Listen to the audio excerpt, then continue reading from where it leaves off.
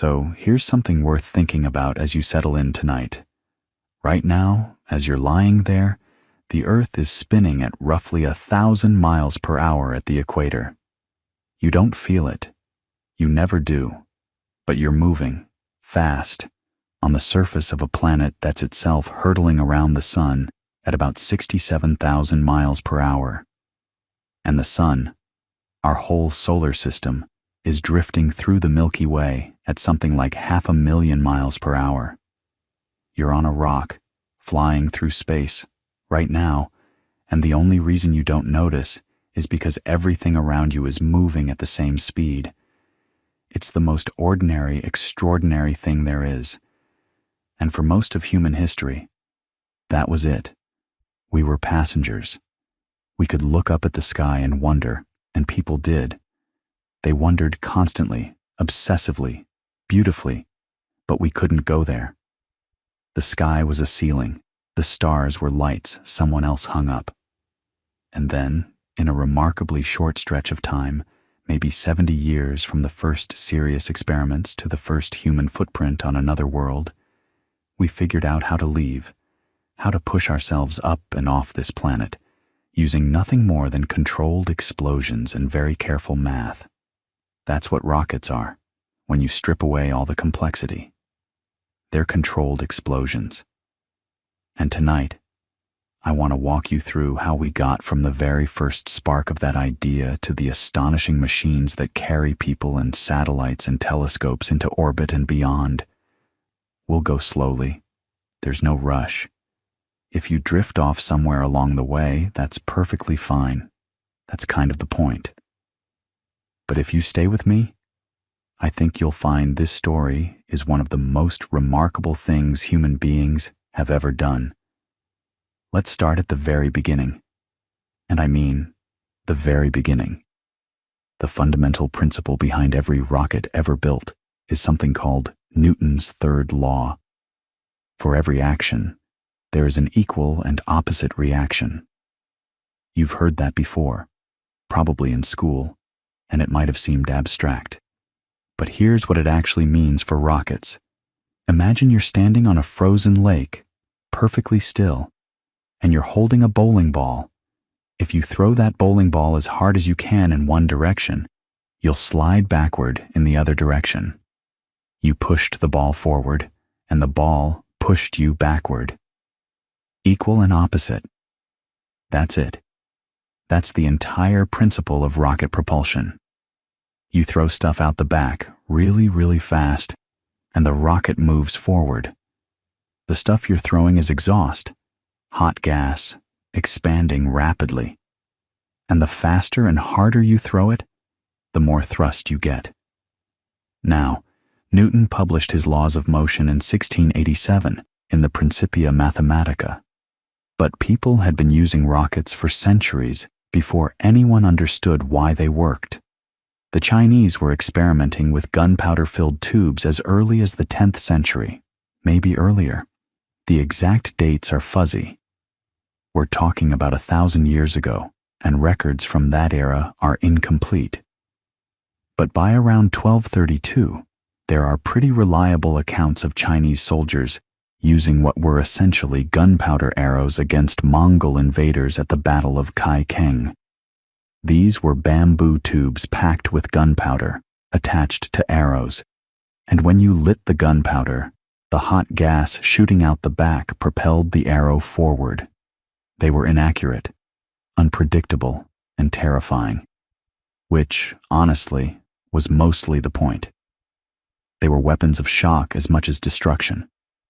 And for a long time, that's what rockets were.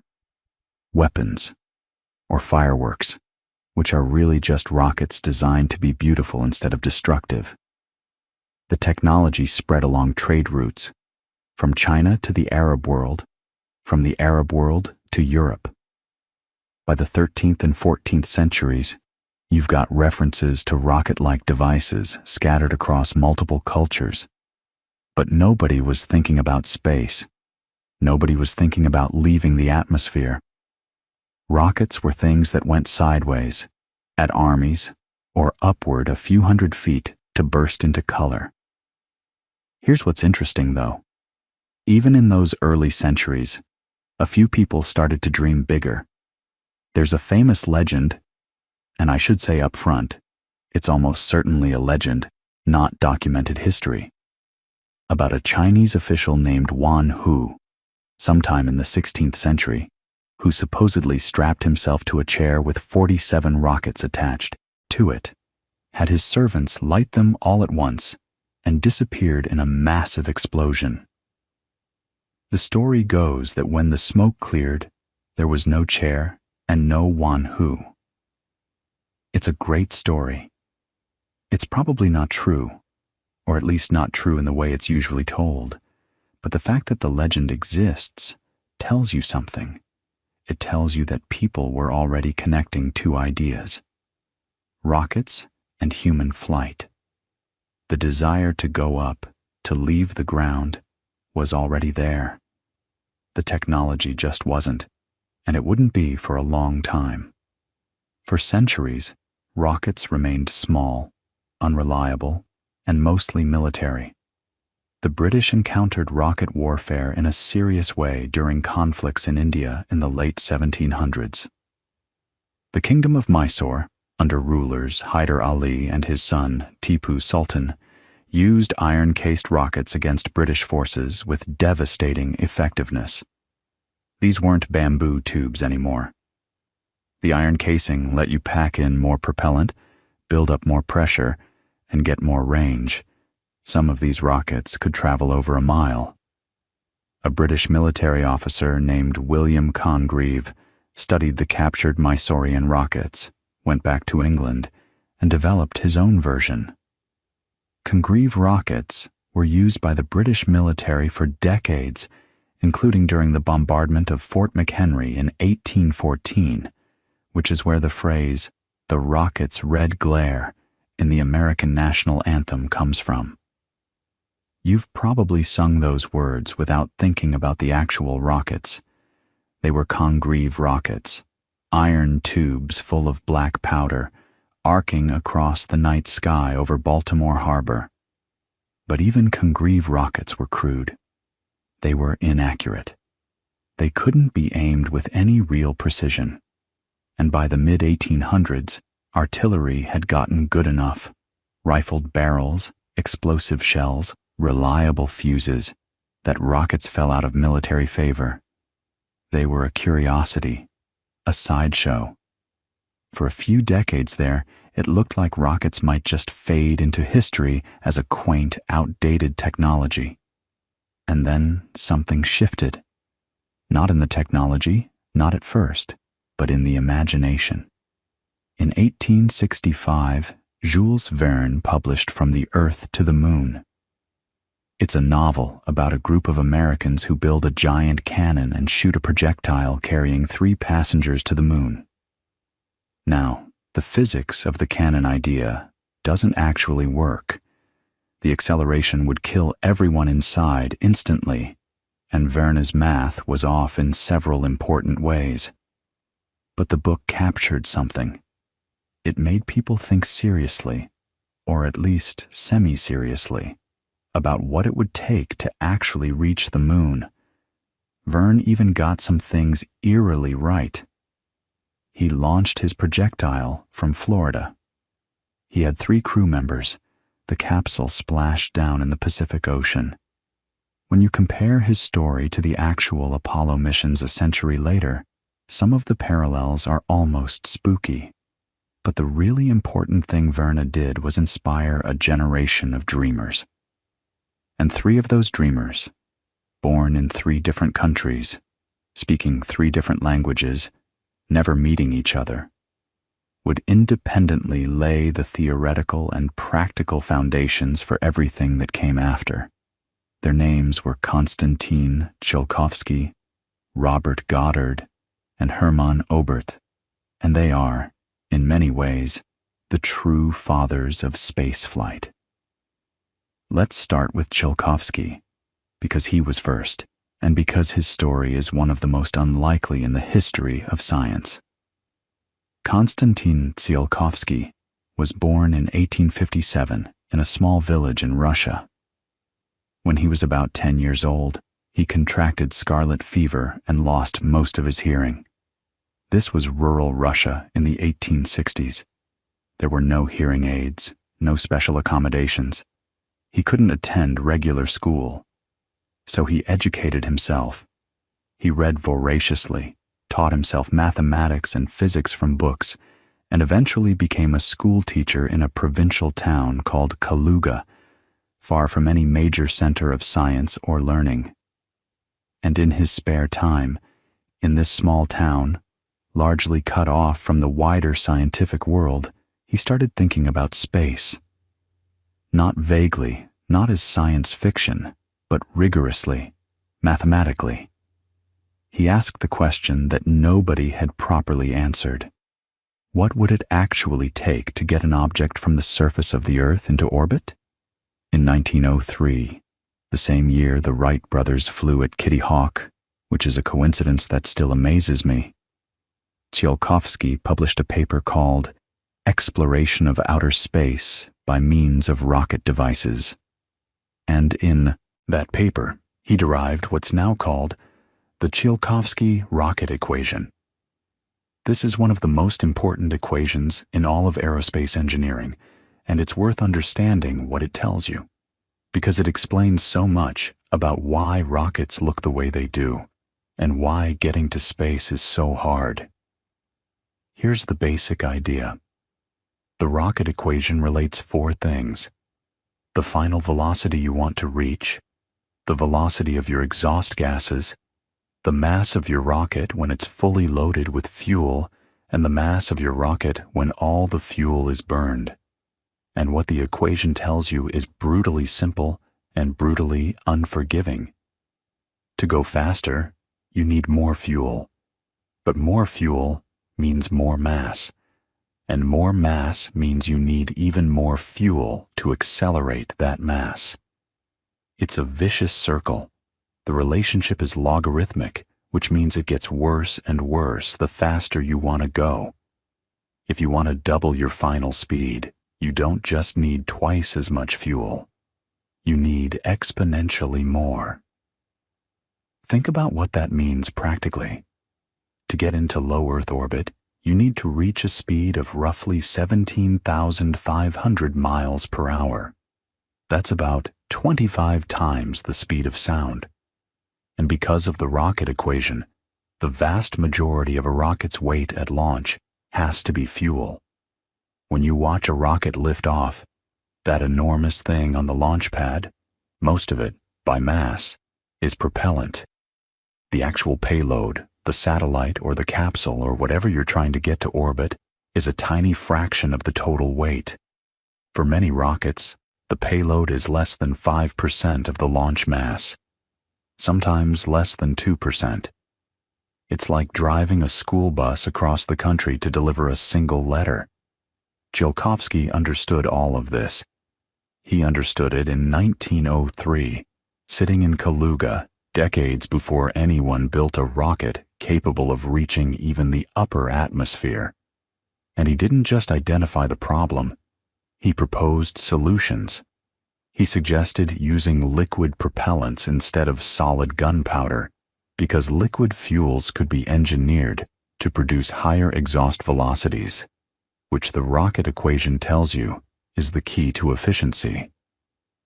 He proposed multi-stage rockets, the idea that you'd build a rocket in sections, burn through the fuel in the bottom section, then drop that empty section away so you're not carrying dead weight, and then ignite the next section.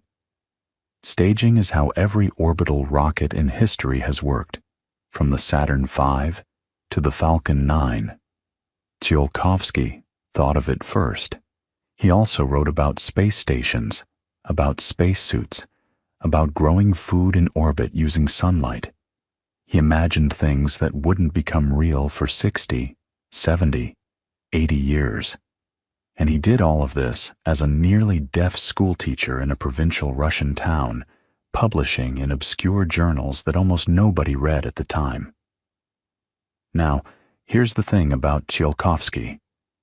He was a theorist, a brilliant, visionary theorist, but a theorist. He never built a rocket. He never tested an engine. He worked it all out on paper. The person who would take those ideas and actually make them physical, who would build the first liquid-fueled rocket and launch it into the sky, was an American, working completely independently, who had arrived at many of the same conclusions on his own. His name was Robert Goddard, and he was, in almost every way, Tsiolkovsky's opposite in temperament. Where Tsiolkovsky was a dreamer who published freely and imagined grand futures, Goddard was secretive, suspicious, and fiercely protective of his work. He'd been burned early, mocked by the press for suggesting that a rocket could work in the vacuum of space, and he never quite got over it. That mockery shaped everything about how he worked, and it's one of the quieter tragedies in the history of engineering, because it meant that Goddard worked in isolation when he could have been building a community, sharing findings, accelerating the whole field. Instead, he kept his notebooks locked, filed patents obsessively, and trusted almost no one with the details of what he was doing. And what he was doing was extraordinary. Robert Goddard was born in 1882 in Worcester, Massachusetts. He was a sickly kid. Tuberculosis ran in his family, and he spent long stretches bedridden, reading. He later said that the book that changed his life was H.G. Wells's The War of the Worlds, which he read as a teenager. And then, on October 19th, 1899, when he was 17 years old, he climbed a cherry tree in his backyard to trim some branches, and while he was up there, he looked out at the sky and had what he later described as a kind of vision. He imagined a device that could ascend to Mars. He came down from that tree a different person.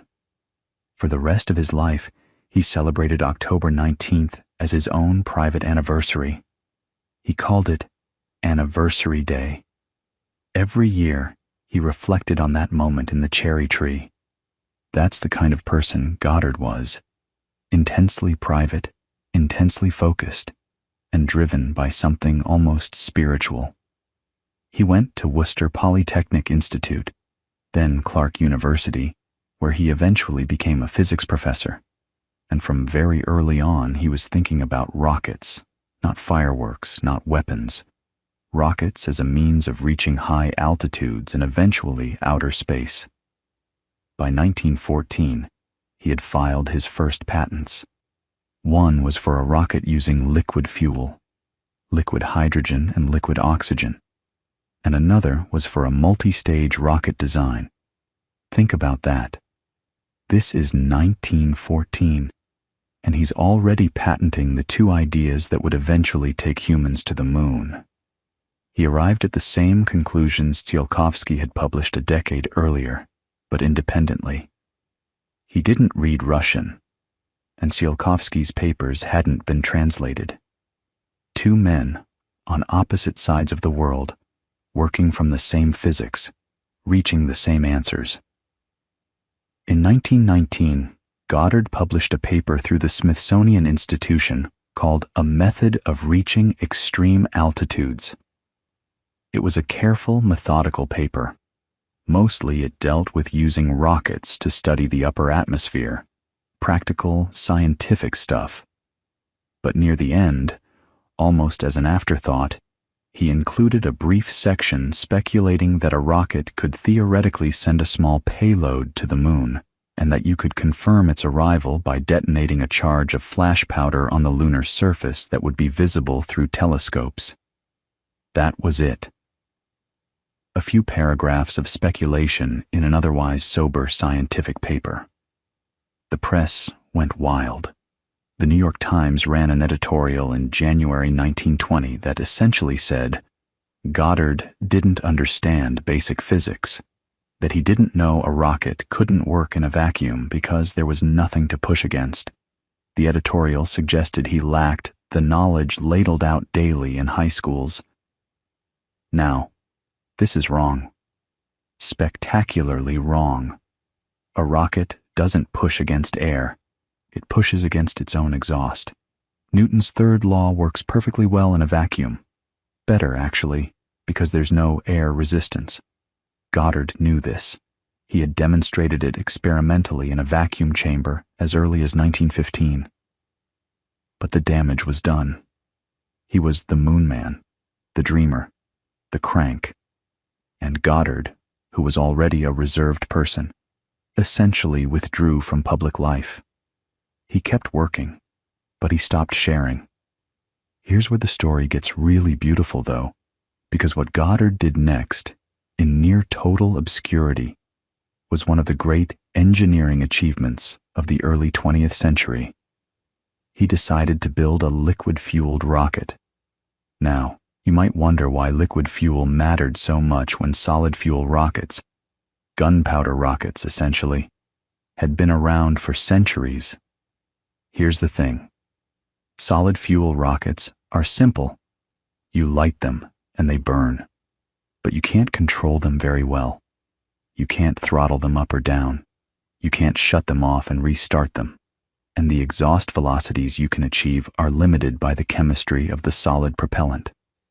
Liquid fuels, things like gasoline, alcohol, or kerosene, combined with a liquid oxidizer like liquid oxygen, can produce much higher exhaust velocities. And because you're pumping the fuel and oxidizer into a combustion chamber as separate liquids, you can control the flow rate, which means you can control the thrust. You can, in theory, build a much more powerful, much more controllable engine. In theory. In practice, it was nightmarishly difficult. Think about what you're asking the engine to do.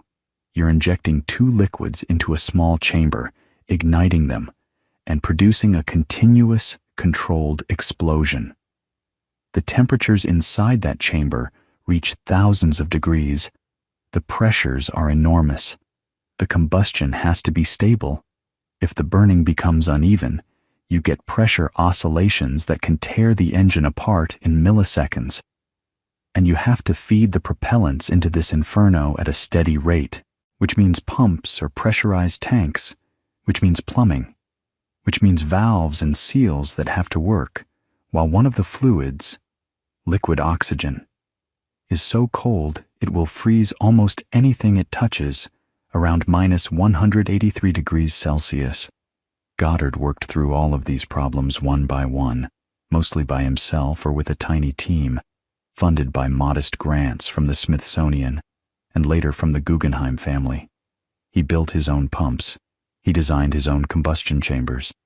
He tested components in the New England cold, standing in snowy fields with his equipment. And on March 16, 1926, on a farm in Auburn, Massachusetts, owned by a relative named Effie Ward, Aunt Effie, as she's often called in the histories, Goddard launched the first liquid-fueled rocket in human history. It was not dramatic. The rocket was small, about 10 feet tall, with the engine mounted at the top and the fuel tanks below, an inverted design that Goddard later abandoned. It flew for about 2.5 seconds. It reached an altitude of roughly 41 feet. It traveled a horizontal distance of about 184 feet and landed in a cabbage patch. The whole flight lasted less time than it takes you to yawn, but it worked. Liquid oxygen and gasoline were pumped into a combustion chamber. They ignited. They produced thrust. And the rocket flew. It was the Wright brothers' moment of space travel. Brief, modest, almost comically small compared to what would come, but proof that the thing could be done. The physics worked. The engineering worked. You could build a machine that burned liquid propellants and flew. Goddard kept going. He moved his operation to Roswell, New Mexico. Yes, that Roswell, long before it became famous for other reasons, because he needed open space and clear skies and fewer neighbors to alarm. Through the 1930s, he built increasingly sophisticated rockets. He developed gyroscopic stabilization systems to keep his rockets flying straight. He built vane-based steering mechanisms that deflected the exhaust to change the rocket's direction, the same basic concept that would later be used on the V-2 and early space launch vehicles. He experimented with turbopumps to feed propellant more efficiently. His rockets got bigger, flew higher. By 1937, he had rockets reaching altitudes of around 2 to 3 kilometers. But here's the tragedy. He did almost all of this in secret. He published very little. He patented obsessively, but shared reluctantly. When other researchers wrote to him, he was often evasive.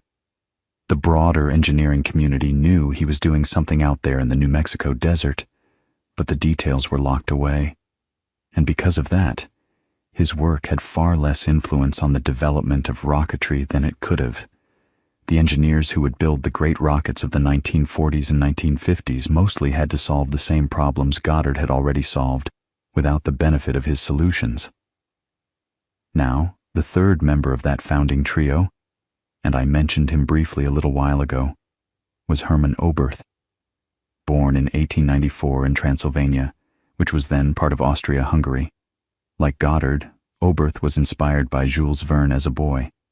Like Tsiolkovsky, he was a theorist first, and like both of them, he arrived at the fundamental principles of spaceflight independently. By the time he was a teenager, he had already worked out versions of the rocket equation on his own. Oberth tried to submit his work on rocketry as a doctoral dissertation at the University of Heidelberg in 1922. The faculty rejected it. They didn't quite know what to make of it. It didn't fit neatly into any established academic discipline. Was it physics, engineering, science fiction? So Oberth did something characteristically stubborn. He published it himself in 1923 as a book called Die Rakete zu den Planetenräumen, The Rocket into Planetary Space. It was dense, mathematical, and brilliant, and unlike Goddard's work, it was public. It was out there for anyone to read, and people did read it, especially in Germany.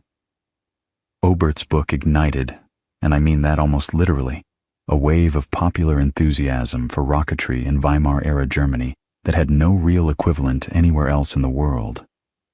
Rocket clubs sprang up. Amateurs started building and testing small liquid-fueled engines in fields outside Berlin.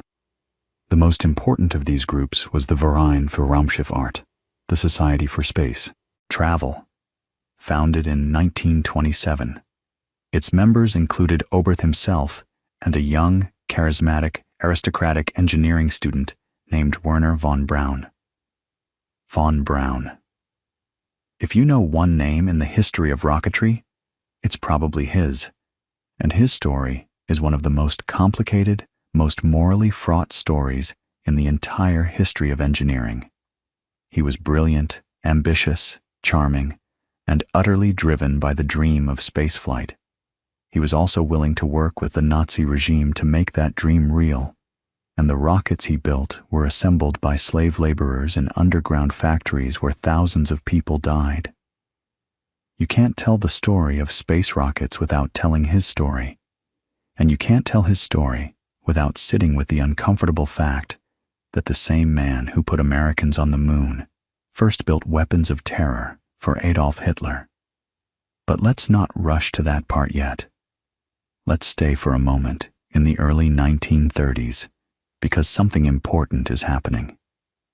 The German army, the Reichswehr, and then the Wehrmacht, has noticed these amateur rocket enthusiasts, and they've realized something that the Rocketeers themselves might not have fully appreciated. The Treaty of Versailles, which ended the First World War, placed strict limits on Germany's artillery. It restricted the caliber of guns, the range of shells.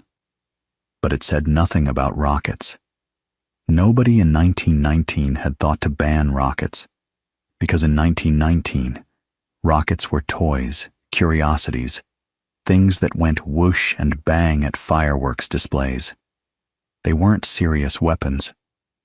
But the German military, looking for ways to rearm without technically violating the treaty, saw an opportunity. And so they began funding rocket research. quietly, officially, with real money and real resources. And the young Wernher von Braun, just 20 years old, found himself at the center of something extraordinary.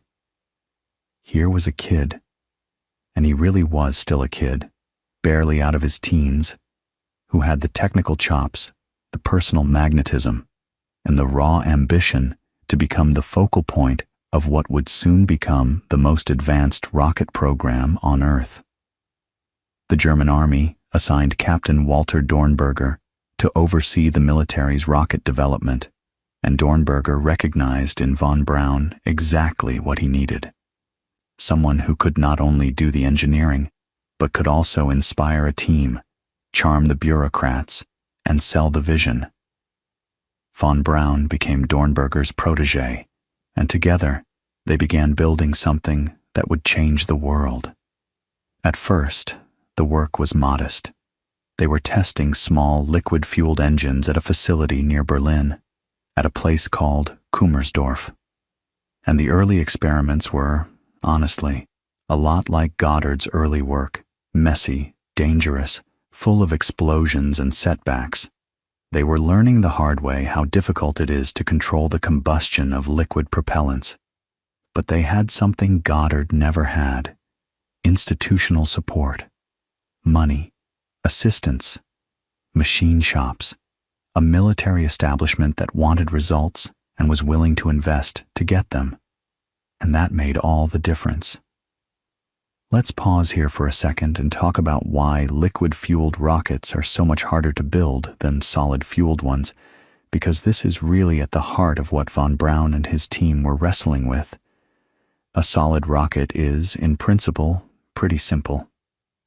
You pack a tube with a fuel that contains its own oxidizer, something like the old black powder or modern composite propellants, and you light it. It burns from the inside out. The hot gases shoot out the nozzle, and off you go. You can't really throttle it. You can't shut it down and restart it, and once it's burning until the fuel's gone. But it works, and it's relatively straightforward. A liquid-fueled rocket is a completely different animal. You've got two separate tanks, one for fuel, one for oxidizer.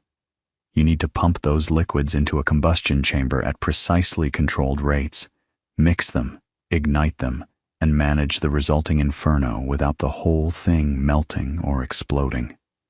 Think about what that involves.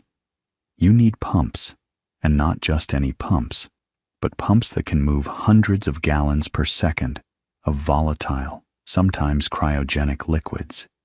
You need valves that can open and close reliably under extreme pressures and temperatures. You need a combustion chamber that can withstand temperatures hotter than the melting point of the metal it's made from, which sounds impossible, and we'll get to how they solved that. You need a nozzle shaped just right to accelerate the exhaust gases to maximum velocity. And you need all of these components to work together flawlessly, because if any one of them fails, you get a very expensive, very dangerous fireball. So why bother? Why not just stick with solid rockets? Because liquid-fueled rockets give you something solid rockets can't: control. You can throttle them up or down. You can shut them off and restart them. You can adjust the mixture ratio of fuel and oxidizer to optimize performance. And critically, liquid propellants can deliver much higher specific impulse. That's the engineering term for how efficiently a rocket converts propellant into thrust.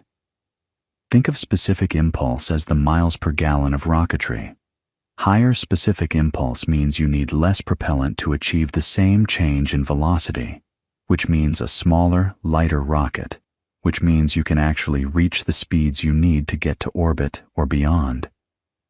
Tsiolkovsky understood this back in 1903 when he proposed liquid hydrogen and liquid oxygen as the ideal propellant combination. And he was right. That combination is still used today in the upper stages of many rockets. But hydrogen is incredibly difficult to work with. It's the lightest element, so it takes up enormous volume even when liquefied. It boils at -253 degrees Celsius. It leaks through the tiniest gaps in fittings and seals. It makes metals brittle. The early German engineers wisely chose to start with something more manageable: ethanol, essentially grain alcohol, as the fuel and liquid oxygen as the oxidizer. Not as efficient as liquid hydrogen, but far more practical for a team that was still learning the basics. And here's the thing about that combustion chamber problem I mentioned, the one where the chamber has to survive temperatures hotter than its own melting point. The solution they developed, and that rocket engineers still use variations of today, is called regenerative cooling. It's beautifully elegant. You take the fuel, the cold liquid propellant, and before it enters the combustion chamber to be burned, you route it through channels or a jacket that wraps around the outside of the chamber and the nozzle. The fuel absorbs heat from the chamber walls, keeping them cool enough to survive, and in the process, the fuel itself gets preheated, which actually makes combustion more efficient. So the very thing that would destroy the engine becomes the thing that cools it, and the cooling process improves performance. It's one of those engineering solutions that makes you smile when you really think about it. The problem contains its own answer. By the mid-1930s, von Braun's team had outgrown Kummersdorf. They needed a bigger, more remote facility where they could test larger engines without worrying about the neighbors. Dornberger and von Braun found their spot on the Baltic coast, a remote peninsula called Peenemünde. And this is where the story accelerates in every sense. Peenemünde became one of the most remarkable engineering facilities of the 20th century. At its peak, it employed thousands of scientists, engineers, and technicians. It had wind tunnels, test stands, manufacturing facilities, a power plant, its own airfield. It was, in essence, the first large-scale rocket development center in history, and the rocket they were building there was designated the A4, Aggregate 4. You know it by its propaganda name, the V2. The V stood for Vergeltungswaffe, vengeance weapon. The A4, the V2, was a quantum leap beyond anything that had come before. Let me give you a sense of scale. Goddard's rockets were maybe 4 or 5 feet tall and weighed a few dozen pounds. The V2 was 46 feet tall, about the height of a 4-story building, and weighed nearly 28,000 pounds fully fueled. It carried a 1-ton warhead. It could reach an altitude of about 50 miles, well into what we'd now call space, and it could travel roughly 200 miles downrange at speeds exceeding 3,500 miles per hour. That's faster than the speed of sound by a wide margin. When it came down on its target, there was no warning. No air raid siren could help you, because the rocket arrived before its sound did. You'd hear the explosion first, and then, a moment later, the sound of the rocket's approach, a reversal of cause and effect that was psychologically terrifying. The engineering inside the V2 was extraordinary for its time. It used a turbo pump driven by hydrogen peroxide decomposition to force ethanol and liquid oxygen into the combustion chamber at a combined flow rate of about 280 pounds per second. Its engine produced roughly 56,000 pounds of thrust. It had a gyroscopic guidance system. Remember, Goddard had pioneered gyroscopic stabilization in his Roswell work, and the German engineers, who had studied his published patents, incorporated similar principles, but at a vastly larger scale. The V2 used graphite vanes mounted in the exhaust stream to steer during the powered phase of flight, tilting the direction of thrust to control the rocket's trajectory. It also had external aerodynamic fins for stability during the coasting phase after the engine shut down. Now, here's where we need to sit with the uncomfortable part. The V-2 was built not just by engineers and scientists. It was built by forced labor. As the war progressed and Allied bombing threatened the Peenemünde facility, there was a major British bombing raid in August 1943. Production was moved underground into a vast tunnel complex in the Harz Mountains called the Mittelwerk. The conditions there were nightmarish. Concentration camp prisoners from a camp called Mittelbau Dora were forced to work in the tunnels, assembling V-2 rockets under brutal conditions.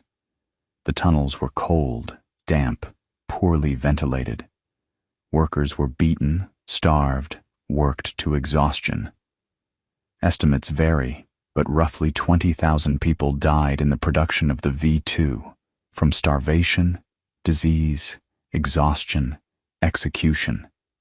More people died building the V-2 than were killed by it as a weapon. That's a fact worth holding in your mind. The rocket that would become the ancestor of every space launch vehicle ever built was assembled by people who were worked to death in underground factories. And von Braun knew. The extent of his personal involvement and awareness has been debated by historians for decades, but the evidence is clear that he visited the Mittelwerk, that he held the rank of SS officer. He later claimed it was an honorary title he couldn't refuse, and that he was aware of the conditions under which his rockets were being built. He later said that he was focused on the engineering, on the dream of space, and that the military application was the price he had to pay. Many people find that explanation inadequate, and I think they're right to. But it's also true that the situation was more complicated than a simple morality tale. Engineers working in totalitarian systems face choices that are almost impossible to judge cleanly from the outside. That doesn't excuse anything. It just means the story resists easy answers. The V-2 was first used as a weapon on September 8, 1944, when one struck Paris and another hit London later that same day. Over the following months, more than 3,000 V-2s were launched, primarily against London, Antwerp, and other Allied targets. They killed approximately 9,000 people, civilians and military personnel. As a weapon, the V-2 was actually not very effective in a strategic sense. Its guidance system was too imprecise to hit specific military targets. It was really a terror weapon, aimed at cities, and it came too late in the war to change the outcome. Germany was already losing. But as a technological achievement, it was staggering. The V-2 was the first human-made object to reach space. On October 3, 1942, a test launch from Peenemünde sent an A-4 to an altitude of about 52 miles, crossing the Kármán line, the boundary we use to define where space begins. Dornberger reportedly said after that launch, "Today, the spaceship was born." And he was right, in a way that carries both triumph and tragedy in equal measure. As the war drew to a close in early 1945, von Braun and his team faced a decision. The Soviet army was advancing from the east, the Americans from the west, and everyone wanted the rocket scientists. Von Braun chose to surrender to the Americans. He gathered key members of his team, secured critical documents, and moved south and west to avoid the Soviets. In May 1945, he surrendered to American forces in Bavaria, and almost immediately, a program called Operation Paperclip began. The United States, recognizing the strategic value of German rocket expertise, brought von Braun and more than 100 of his colleagues to America. Their Nazi pasts were quietly minimized, their records sanitized, their expertise redirected toward American military and eventually space programs. It was a morally dubious bargain, and everyone involved knew it. But in the emerging Cold War, with the Soviet Union racing to develop its own rocket capabilities, partly using captured V-2 technology and German engineers who hadn't made it west, The Americans decided that the strategic calculus outweighed the moral one, and the Soviets, meanwhile, had their own rocket program taking shape, led by a man whose story is every bit as dramatic as von Braun's, but in completely different ways.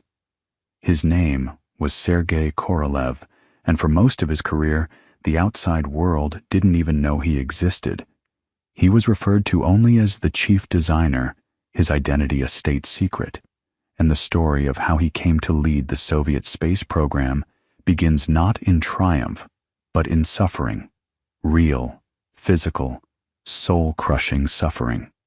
Sergei Pavlovich Korolev was born on January 12, 1907, in the city of Zhytomyr, in what was then the Russian Empire, modern-day Ukraine. His parents' marriage fell apart when he was young, and he was raised largely by his grandparents before his mother remarried. His stepfather was supportive, and Korolev grew up in Odessa, near the Black Sea, where he became fascinated with flight. He watched seaplanes operate from the harbor, and by his teens, he was designing gliders. He was brilliant, driven, and intensely focused. The kind of young man who seemed destined for great things. He studied at the Kiev Polytechnic Institute, and later at the Bauman Moscow State Technical University, one of the finest engineering schools in Russia. By the late 1920s, he'd become involved in rocketry, co-founding a group called GIRD, the Group for the Study of Reactive Motion, which was essentially the Soviet equivalent of the German VFR, those amateur rocket enthusiasts we talked about earlier. And just like the VFR, GIRD attracted passionate, idealistic engineers who believed rockets could reach space. In 1933, GIRD launched the first Soviet liquid-fueled rocket, called the GIRD-09. It flew for about 18 seconds and reached an altitude of maybe 400 meters. Not exactly orbital velocity, but it was a start. Korolev was rising fast. He became deputy chief of a new military rocket research institute, working on rocket-powered aircraft and cruise missiles. He was talented, ambitious, and increasingly prominent.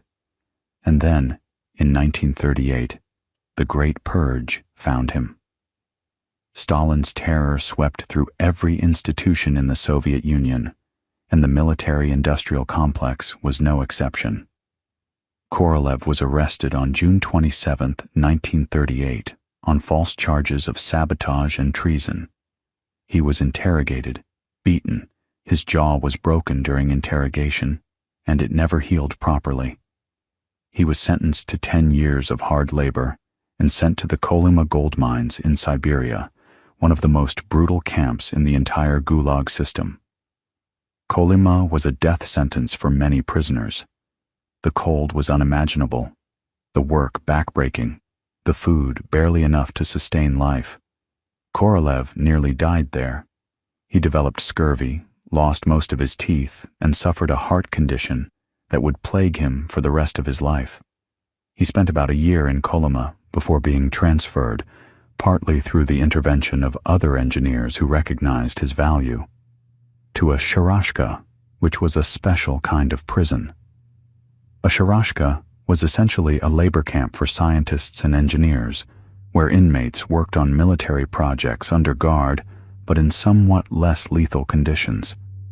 Think about that.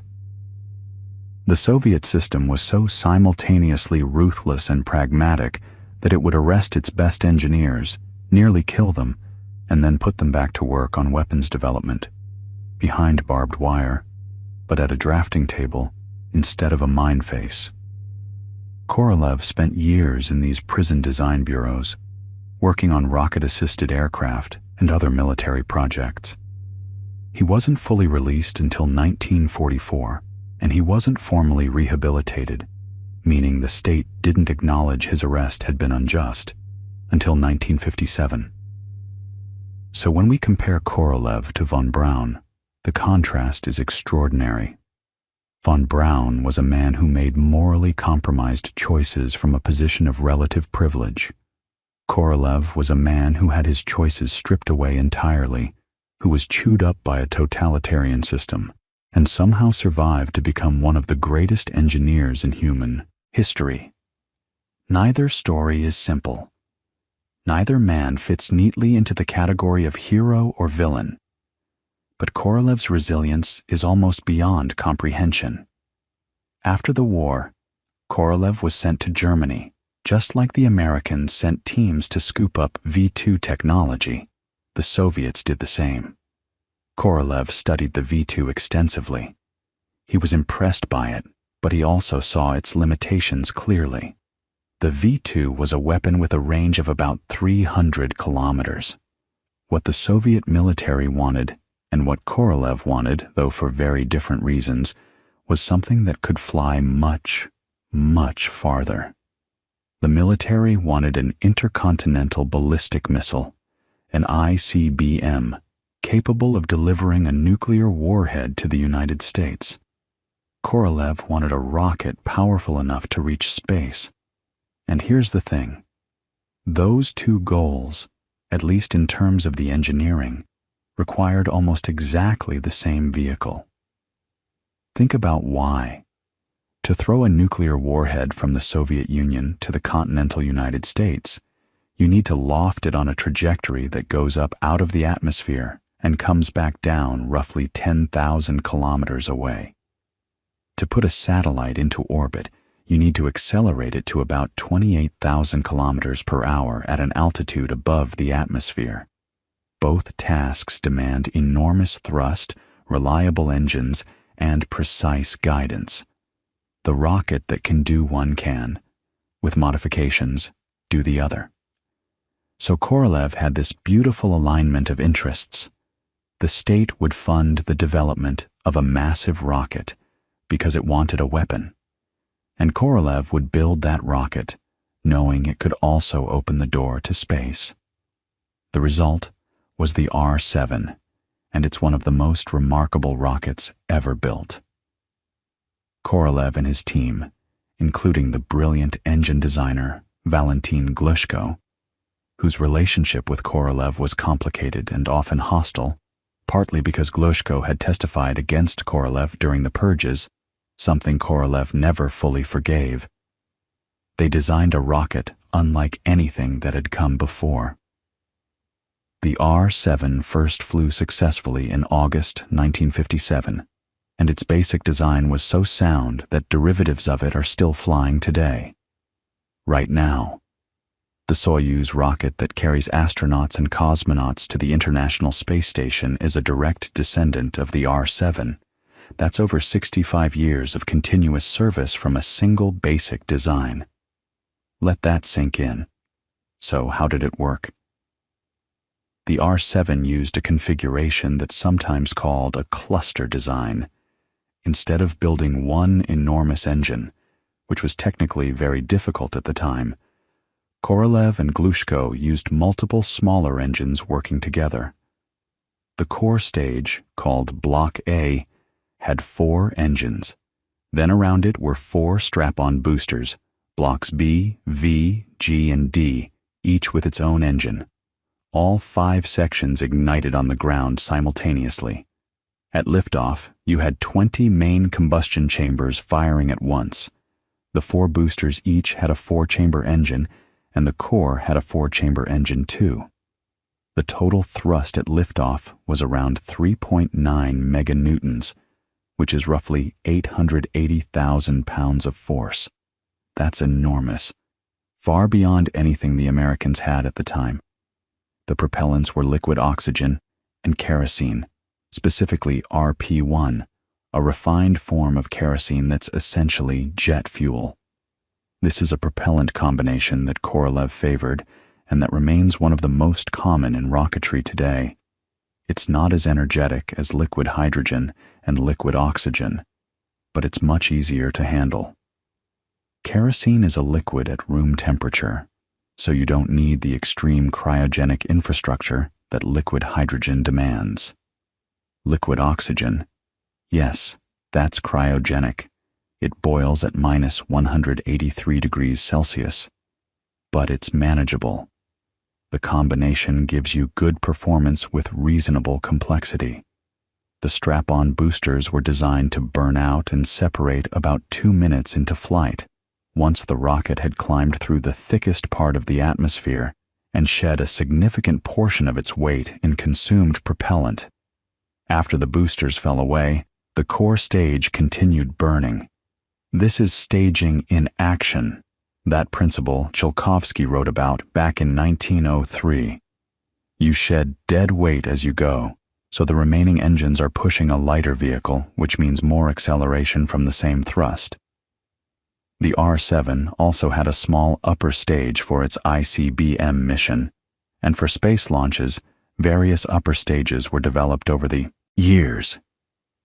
Now, the R-7's first successful test as an ICBM was on August 21, 1957.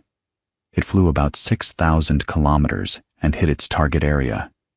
The Soviet Union had demonstrated that it could, in principle, deliver a nuclear weapon across intercontinental distances. But Korolev was already thinking beyond weapons. He had been lobbying the Soviet leadership for permission to use an R-7 to launch an artificial satellite, and the political moment was right.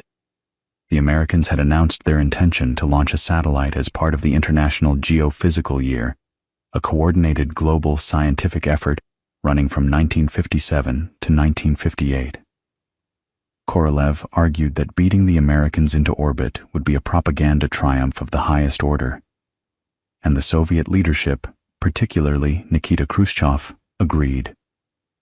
Korolev's team built the satellite quickly. It was simple, deliberately so, because Korolev wanted to launch before the Americans and couldn't afford delays.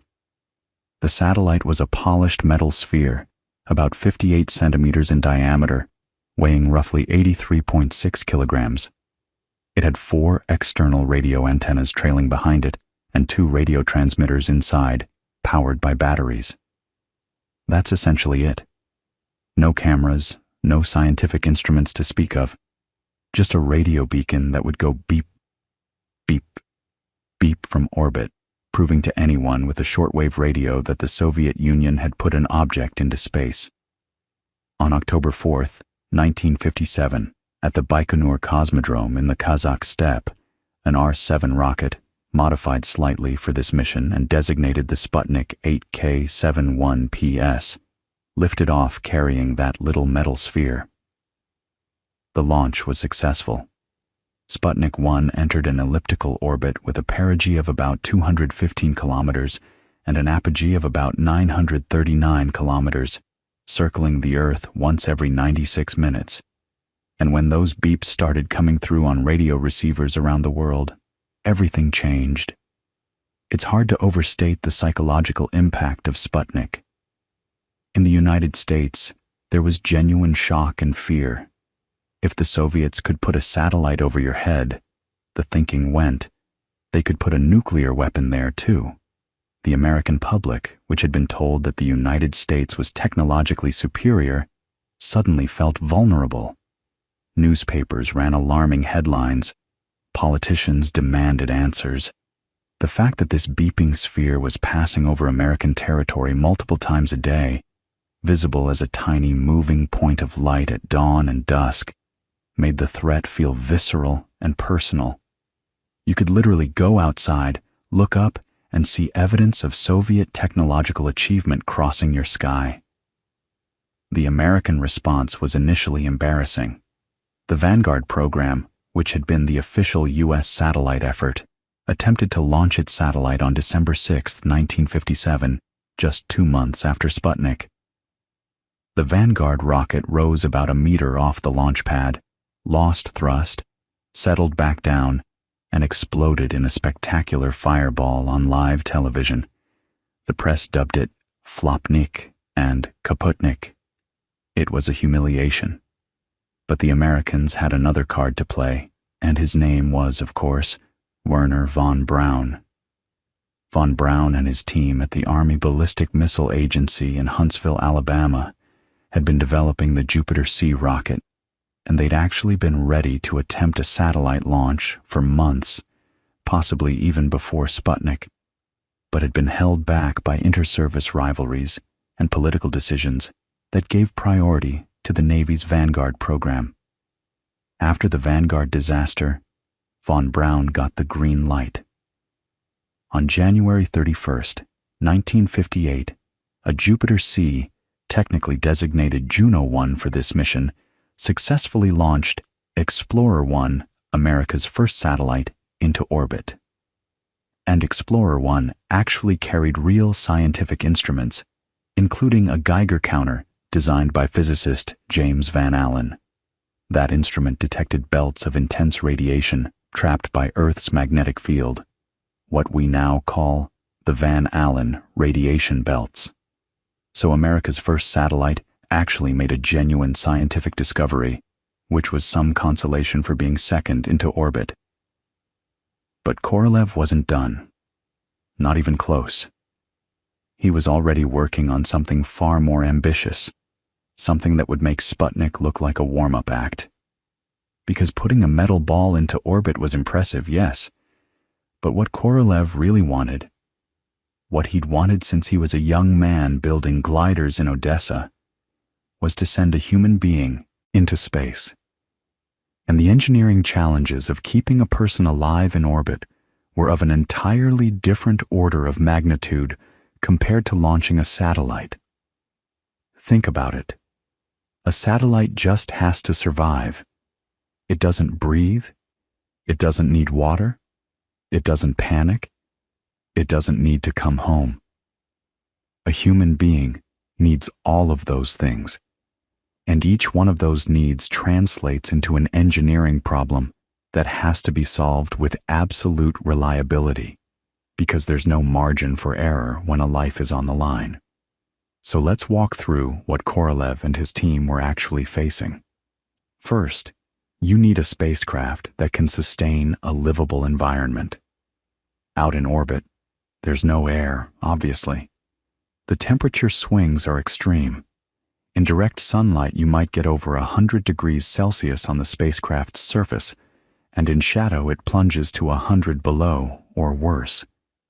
Micrometeorites are zipping around. Cosmic radiation is a real concern, especially those Van Allen belts that Explorer 1 had just discovered. And then there's the vacuum itself. The human body really does not appreciate being in a vacuum. You need a pressurized cabin. You need an atmosphere inside that cabin, with the right mix of gases at the right pressure. You need to scrub out the carbon dioxide the cosmonaut exhales. You need to regulate temperature and humidity. Basically, you need to build a tiny, self-contained world and cram it into something small enough to sit on top of a rocket. But here's the thing. Getting up to orbit is only half the problem. Maybe less than half, because you also have to come back. And coming back from orbit is, in some ways, the hardest part of the entire mission. When you're in low Earth orbit, you're traveling at roughly 28,000 kilometers per hour. To come home, you have to shed all of that velocity, and the only practical way to do it is to use the Earth's atmosphere as a brake. You fire retro rockets to slow down just enough to dip into the upper atmosphere, and then friction, aerodynamic heating, does the rest. But that friction generates tremendous heat. We're talking about temperatures on the heat shield reaching over 1,000 degrees Celsius, maybe much more depending on the re-entry profile. So you need a heat shield that can absorb or ablate away all that thermal energy without letting it reach the person sitting behind it. And you need to get the angle exactly right. Come in too steep, and the deceleration forces will crush the occupant, or the spacecraft burns up like a meteor. Come in too shallow, and you skip off the atmosphere like a stone off a pond, bouncing back into space on a trajectory that might never bring you home. Korolev's team tackled all of this with the Vostok spacecraft, and the design they came up with was elegant in a very Soviet way, robust, somewhat crude by later standards, but effective. The Vostok capsule was a sphere, Just a ball, about 2.3 meters in diameter. And there's a beautiful reason for choosing a sphere. A sphere has the same aerodynamic properties no matter which way it's oriented. It doesn't matter if it's tumbling during re-entry. It'll experience roughly the same heating and deceleration, regardless of its attitude. That's a huge simplification. American engineers, by contrast, would later choose a cone-shaped capsule for Mercury, which was more aerodynamically efficient, but required precise orientation during re-entry. The Soviet approach was, in a sense, more forgiving. You coat the sphere in ablative material, you let it tumble if it wants to, and physics takes care of the rest. It's the kind of engineering decision that tells you something about the philosophy behind it. Build it tough, build it simple, make it work even when things go wrong. The sphere sat attached to an instrument module, a cone-shaped section that housed the retro rocket, batteries, and other equipment. Before re-entry, the instrument module would fire the retro rocket to slow the spacecraft, and then the two sections would separate. The instrument module would burn up, and the sphere would plunge into the atmosphere on its own. Now, here's a detail that surprises a lot of people. The Vostok cosmonauts didn't actually land inside their spacecraft. The capsule's parachute system could slow it down considerably, but not enough for a survivable landing. The impact would still be too hard. So at about 7 kilometers altitude, the cosmonaut would eject from the capsule and descend separately under their own personal parachute. The capsule would land under its own chute, hitting the ground pretty hard, and the cosmonaut would float down nearby. This was actually a point of some controversy later, because the Fédération Aéronautique Internationale, the international body that certifies aviation and spaceflight records, initially required that a pilot land with their craft for the flight to count as an official record. The Soviets kept the ejection details secret for years, partly for this reason. But before any of this hardware could be tested with a person aboard, they had to test it with other passengers. And this is where the story gets both fascinating and, honestly, a little heartbreaking. The Soviets sent dogs into space. Not just one or two. Dozens of dogs flew on suborbital and orbital test missions throughout the late 1950s and into the 60s. The most famous, of course, was Laika, who launched aboard Sputnik 2 on November 3, 1957, barely a month after the original Sputnik. Laika was a stray from the streets of Moscow, a small mixed-breed dog, and her mission was never designed to bring her back. There was no re-entry plan. She was sent up to prove that a living creature could survive the launch and function in weightlessness, and the spacecraft would eventually decay from orbit months later. For decades, Soviet officials claimed Laika survived for about a week before her oxygen ran out. The truth, which didn't emerge until 2002, was that Laika died within hours of reaching orbit, almost certainly from overheating and stress. It's a painful story. The mission provided valuable data about the effects of spaceflight on a living organism, but the cost was real, and several of the scientists involved later expressed deep regret. Subsequent missions did include recovery systems, and dogs like Belka and Strelka successfully orbited the Earth and returned alive in August 1960 aboard Sputnik 5. Their survival was a critical milestone. It proved that the Vostok re-entry system worked, that a living creature could endure the G-forces of launch and re-entry, and that weightlessness itself wasn't inherently lethal. Strelka later had puppies, and Khrushchev gave one of them, named Pushinka, to President Kennedy's family. So, there was a space dog living in the White House. That's a real thing that happened. With the dogs proving the system viable, Korolev pushed toward a crewed flight. The selection of cosmonauts had begun in 1960. with 20 young military pilots chosen from thousands of applicants. The criteria were strict. They had to be young, fit, and crucially short. The Vostok capsule was tiny, and there simply wasn't room for anyone tall. The height limit was about 170 centimeters, 5'7". Among this group was a 26-year-old senior lieutenant named Yuri Alexeyevich Gagarin, the son of a carpenter and a dairy farmer from the village of Klushino, west of Moscow. Gagarin was not the most technically skilled pilot in the group, and he wasn't the most experienced. But he had something else, an extraordinary calmness, a warmth that put people at ease, and a smile that, according to everyone who knew him, was genuinely infectious. Korolev liked him. The other cosmonauts liked him. He was the kind of person you'd trust with something this unprecedented, partly because he seemed to trust the process himself. There's a famous detail from the selection.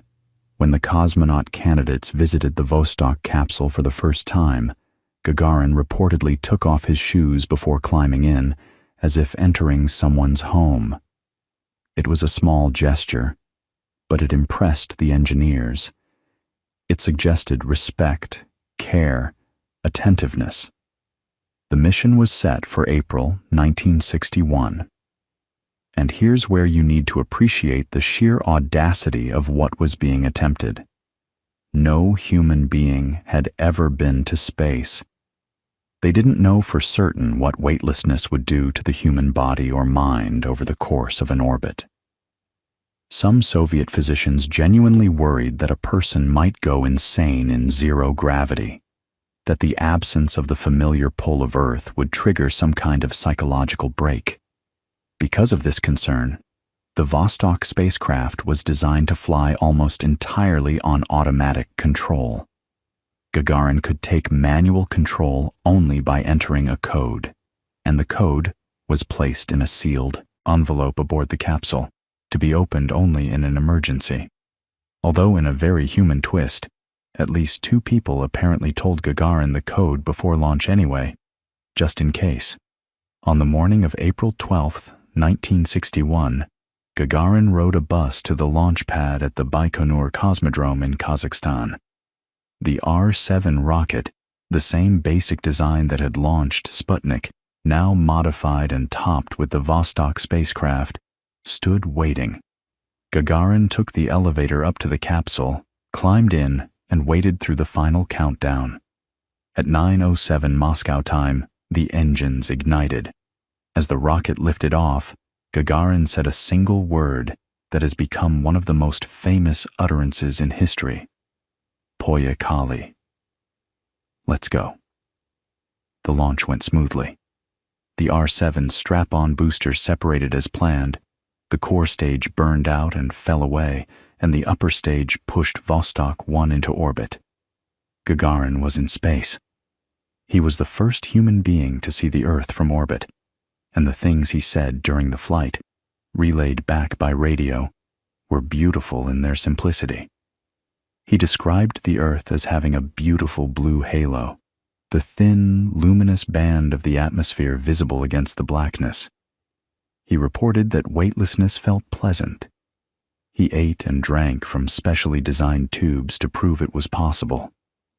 The entire flight lasted just 108 minutes, a single orbit. But the re-entry was not without problems. When the instrument module was supposed to separate from the capsule, a bundle of wires failed to disconnect cleanly. The 2 sections remained tethered together, and the combined assembly began tumbling wildly as it hit the atmosphere. Gagarin experienced violent spinning and oscillations, with G-forces building uncomfortably. For about 10 agonizing minutes, the situation was genuinely dangerous. Eventually, the heat of re-entry burned through the connecting wires, the instrument module broke free, and the spherical capsule stabilized, its forgiving shape doing exactly what it was designed to do. At 7,000 meters, Gagarin ejected from the capsule and parachuted down, landing in a field near the village of Smilovka in the Saratov region. A farmer and her daughter, out working, saw a figure in an orange suit and a strange helmet descending from the sky. Gagarin reportedly called out to them not to be frightened, that he was a Soviet citizen who had come from space. And just like that, the space age had a human face. The news exploded around the world. Gagarin became an instant global celebrity, arguably the most famous person on the planet for a time. Khrushchev was ecstatic. The propaganda value was immense, and in the United States, the reaction was something close to shock. They'd been beaten again. Now, the Americans were not far behind.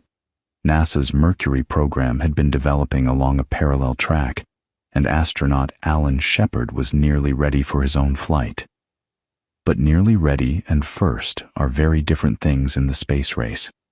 Shepard launched on May 5, 1961, just 23 days after Gagarin, aboard a Mercury capsule on top of a Redstone rocket. But here's the crucial difference. Shepard's flight was suborbital. He went up, he came down. 15 minutes, 187 kilometers altitude. It was a significant achievement, absolutely, but it wasn't orbit. The Americans wouldn't match Gagarin's orbital flight until John Glenn's mission on February 20, 1962, nearly a year later. And it was in this atmosphere of urgency, of being perpetually one step behind, that President John F. Kennedy made one of the most consequential speeches in the history of exploration. On May 25, 1961, just 20 days after Shepard's flight, Kennedy stood before a joint session of Congress and declared that the United States should commit itself to landing a man on the moon and returning him safely to Earth before the decade was out. Think about what that meant. In May of 1961, America had exactly 15 minutes of human spaceflight experience. Total.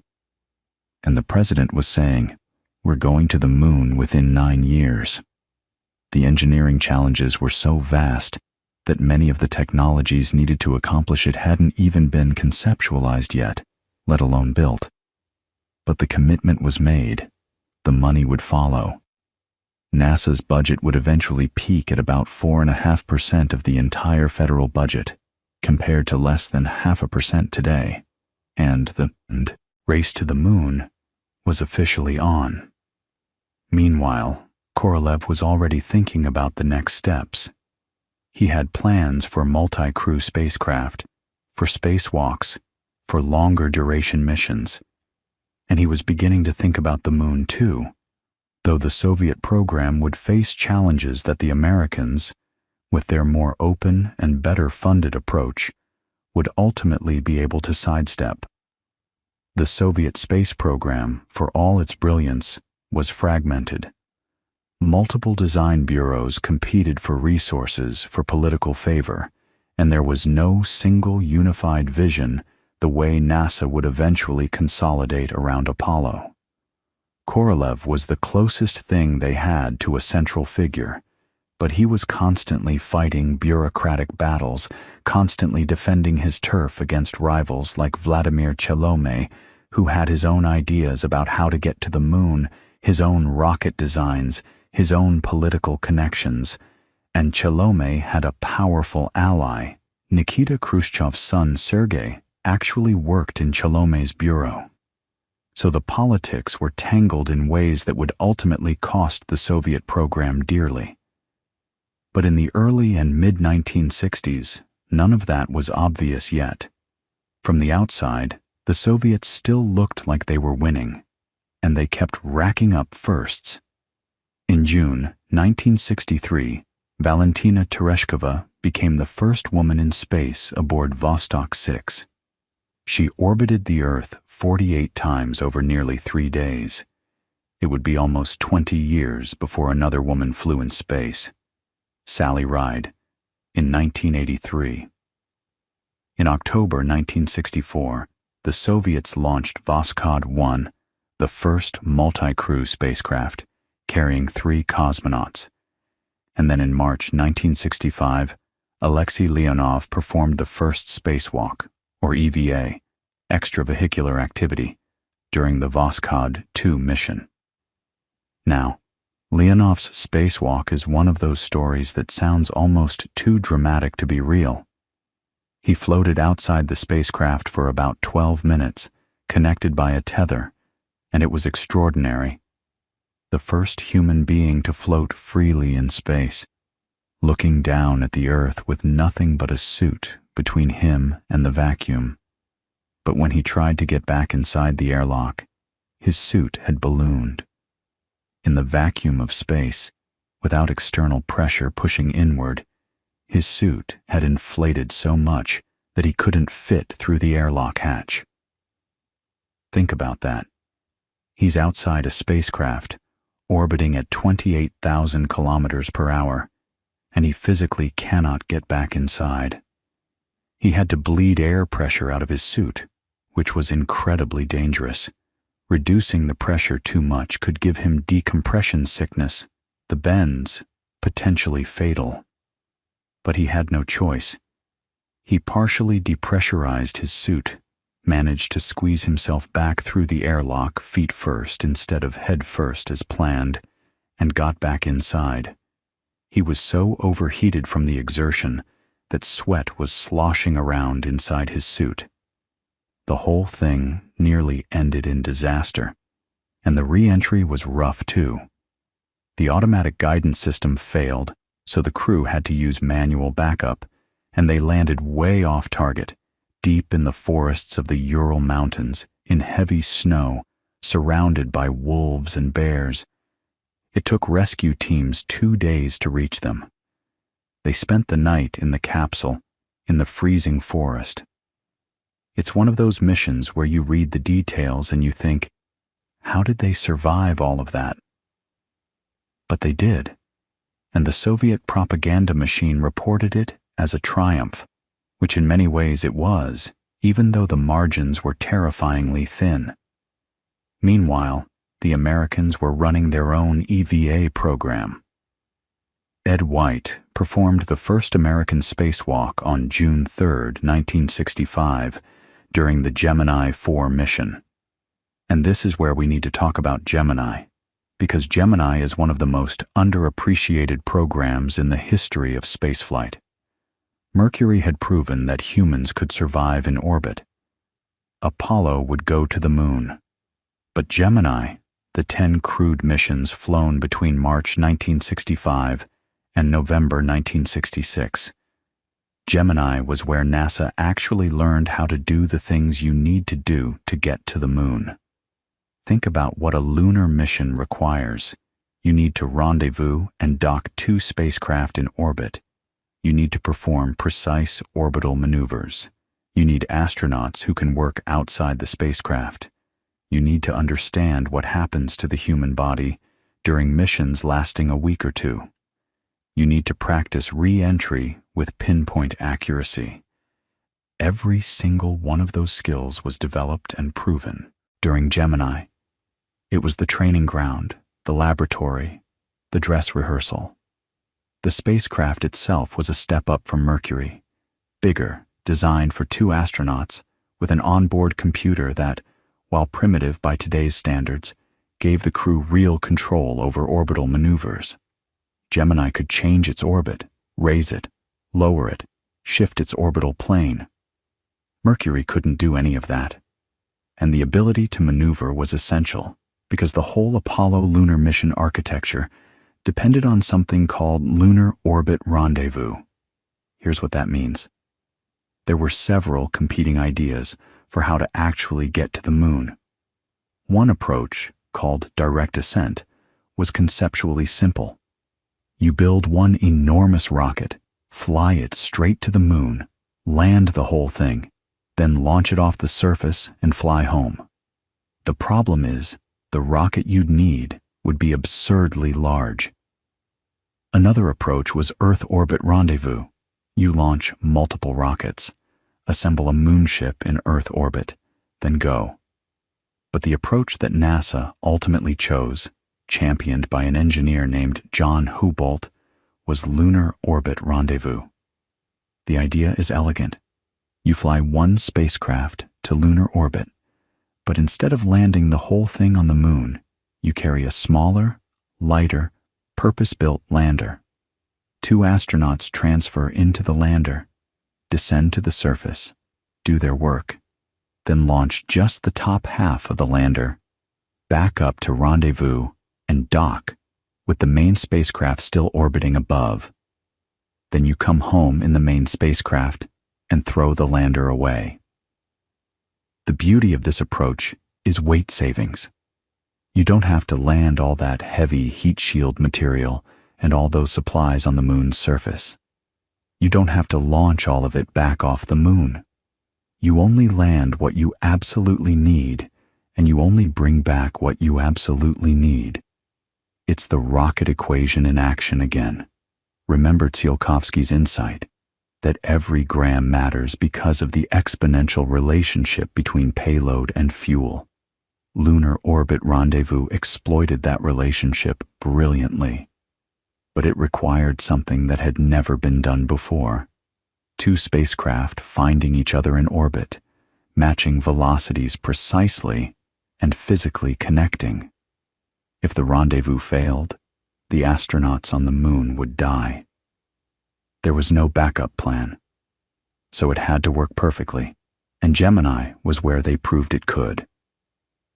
Gemini 6A and Gemini 7 performed the first rendezvous in December 1965, flying in formation, just 30 centimeters apart, close enough to see each other's faces through the windows. Gemini 8, in March 1966, achieved the first docking, connecting with an unmanned Agena target vehicle. That mission almost ended in catastrophe when a stuck thruster sent the docked spacecraft into a violent spin, nearly 1 revolution per second. The crew, commanded by Neil Armstrong, had to undock, disable the main maneuvering system, and use the re-entry thrusters to stabilize. Armstrong's cool-headed response under that kind of pressure is part of why he was later chosen to command Apollo 11. By the end of Gemini in late 1966, NASA had accumulated an enormous amount of practical experience. They'd solved rendezvous and docking. They'd kept astronauts in space for 2 weeks on Gemini 7, proving the human body could handle a lunar mission duration. They'd worked through the challenges of EVA, and those were real challenges. Several Gemini astronauts found spacewalks exhausting and dangerous, their visors fogging up, their bodies overheating inside the suits. But by Gemini 12, the last mission, Buzz Aldrin had demonstrated that with proper handholds, foot restraints, and task planning, EVA could be manageable. Every mission fed lessons into the next, and then came Apollo. And with Apollo came tragedy. On January 27, 1967, astronauts Gus Grissom, Ed White, and Roger Chaffee were inside the Apollo 1 command module on the launch pad at Cape Kennedy, running through a routine plugs-out test, a rehearsal where the spacecraft operates on its own internal power. The cabin atmosphere was pure oxygen at slightly above sea level pressure. There had been concerns about this. Pure oxygen is extraordinarily dangerous. In a pure oxygen environment, materials that wouldn't normally burn become highly flammable. Velcro, nylon netting, even the insulation on wiring, all of it becomes fuel. At 6:31 in the evening, a spark, most likely from damaged wiring somewhere beneath Grissom's seat, ignited something in that oxygen-rich cabin. The fire spread with terrifying speed. The crew tried to open the hatch, but the design was a problem. It was an inward opening hatch that required the cabin pressure to be vented before it could be opened, and the fire was rapidly increasing the pressure inside. The astronauts couldn't get out. Pad technicians rushed to help, but were driven back by heat and smoke. By the time they got the hatch open, roughly 5 minutes after the fire started, All 3 astronauts were dead. They had died from asphyxiation caused by toxic gases from the burning materials within about 30 seconds of the fire's start. The investigation that followed was thorough and unflinching. NASA had to look at itself honestly, and what it found was painful. The pure oxygen atmosphere was an obvious risk that had been accepted for engineering convenience. Oxygen is simpler to manage than a mixed gas system. The amount of flammable material inside the cabin was excessive. The hatch design was inadequate for emergency egress. The wiring was poorly routed and insufficiently protected. There were multiple points of failure, and the organizational culture had allowed schedule pressure to override safety concerns. The redesign that followed took 18 months and touched almost every aspect of the spacecraft. The hatch was replaced with an outward opening design that could be opened in seconds. The cabin atmosphere was changed to a nitrogen-oxygen mix at launch, transitioning to lower pressure pure oxygen only in space where the fire risk was far lower. Flammable materials were systematically removed and replaced. Wiring was rerouted and better protected. The spacecraft that eventually flew to the moon was fundamentally safer because of what was learned from that fire. But the cost of that knowledge was 3 lives, and the weight of that loss hung over the program for a long time. The Soviets suffered their own tragedy. On April 24, 1967, just 3 months after the Apollo 1 fire, Vladimir Komarov launched aboard Soyuz 1, the first flight of the new Soyuz spacecraft. The mission was plagued with problems from the start. One of the 2 solar panels failed to deploy, cutting power. The attitude control system malfunctioned. Komarov struggled with the spacecraft for over a day before Mission Control decided to bring him home early. He managed to orient the capsule for re-entry manually, which was an extraordinary feat of piloting. But during descent, the main parachute failed to deploy. The drogue chute came out, but the main canopy was stuck in its container. Later analysis suggested that the container had been improperly coated or treated, causing the fabric to stick. The reserve chute deployed but tangled with the drogue. Soyuz 1 hit the ground at roughly 40 meters per second. Komarov was killed on impact. And here's something that makes this even more heartbreaking. There's strong evidence that the engineers knew Soyuz 1 wasn't ready. Komarov's close friend, Yuri Gagarin, reportedly wrote a memo listing over 200 structural problems with the spacecraft and tried to get the launch delayed. But the political pressure to fly was immense. The mission was timed to coincide with the Soviet holiday, and the leadership wanted another spectacular first. Komarov apparently knew the risks. Some accounts say he told friends he didn't expect to survive but refused to step aside because his backup pilot was Gagarin, and he didn't want his friend to die in his place. Both programs had now paid in blood. Both paused, investigated, redesigned, and both emerged from their respective tragedies with better spacecraft and, at least temporarily, a deeper respect for the unforgiving nature of what they were attempting. The Americans had their redesigned Apollo command module. The Soviets had a redesigned Soyuz that would eventually become one of the most reliable crewed spacecraft ever built. The basic Soyuz design is still flying today, more than 50 years later, carrying crews to the International Space Station. But there was another blow to the Soviet program that was quieter and in some ways more devastating than any technical failure. On January 14, 1966, Sergei Korolev died on an operating table during what was supposed to be routine surgery for intestinal polyps. He was 59 years old.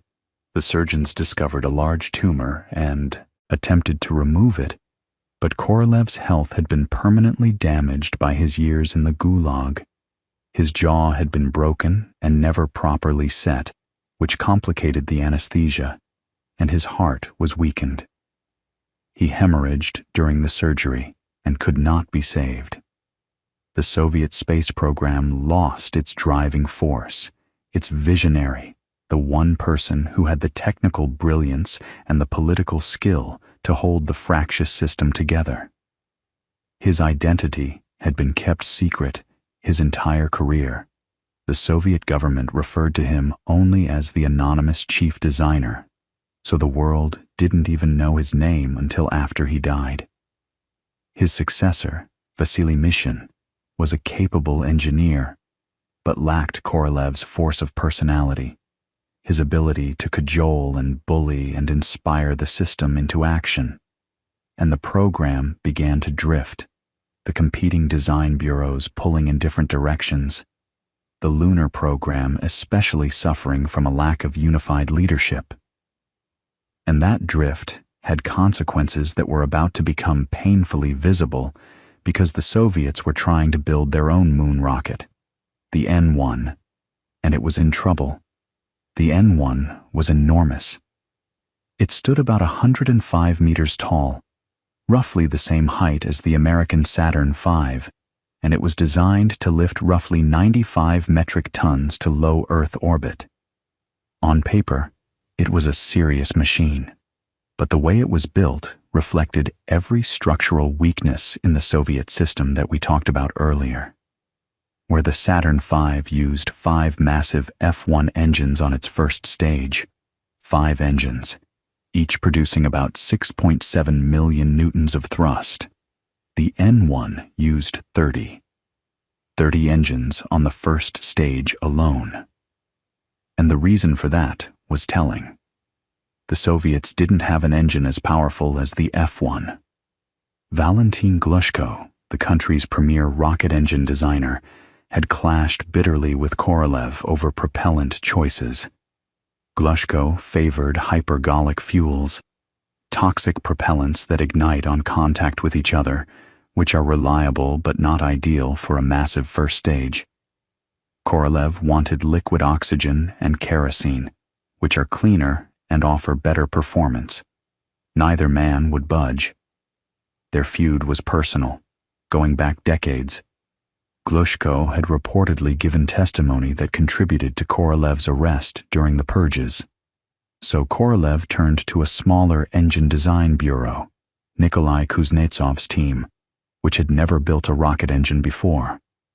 They were aircraft engine specialists, and they designed the NK-15, a smaller, lighter engine that was actually quite elegant in its engineering, but the decision to cluster 30 of them together on a single stage created a nightmare of complexity. Think about what that means from a plumbing perspective alone. 30 engines, each needing its own fuel lines, oxidizer lines, turbopumps, control valves, electrical connections, and monitoring systems. The probability math is brutal. If each engine has, say, a 99% reliability rate, which is actually pretty good for rocket engines, the probability that all 30 work perfectly is only about 74%. And if one engine fails, the asymmetric thrust can tear the rocket apart unless you have a control system sophisticated enough to shut down the opposite engine and rebalance everything in milliseconds. The Soviets were building a system called Cord to do exactly that, an automatic engine management system. But it was pushing the limits of the electronics available to them at the time. And here's the thing that really hurt them.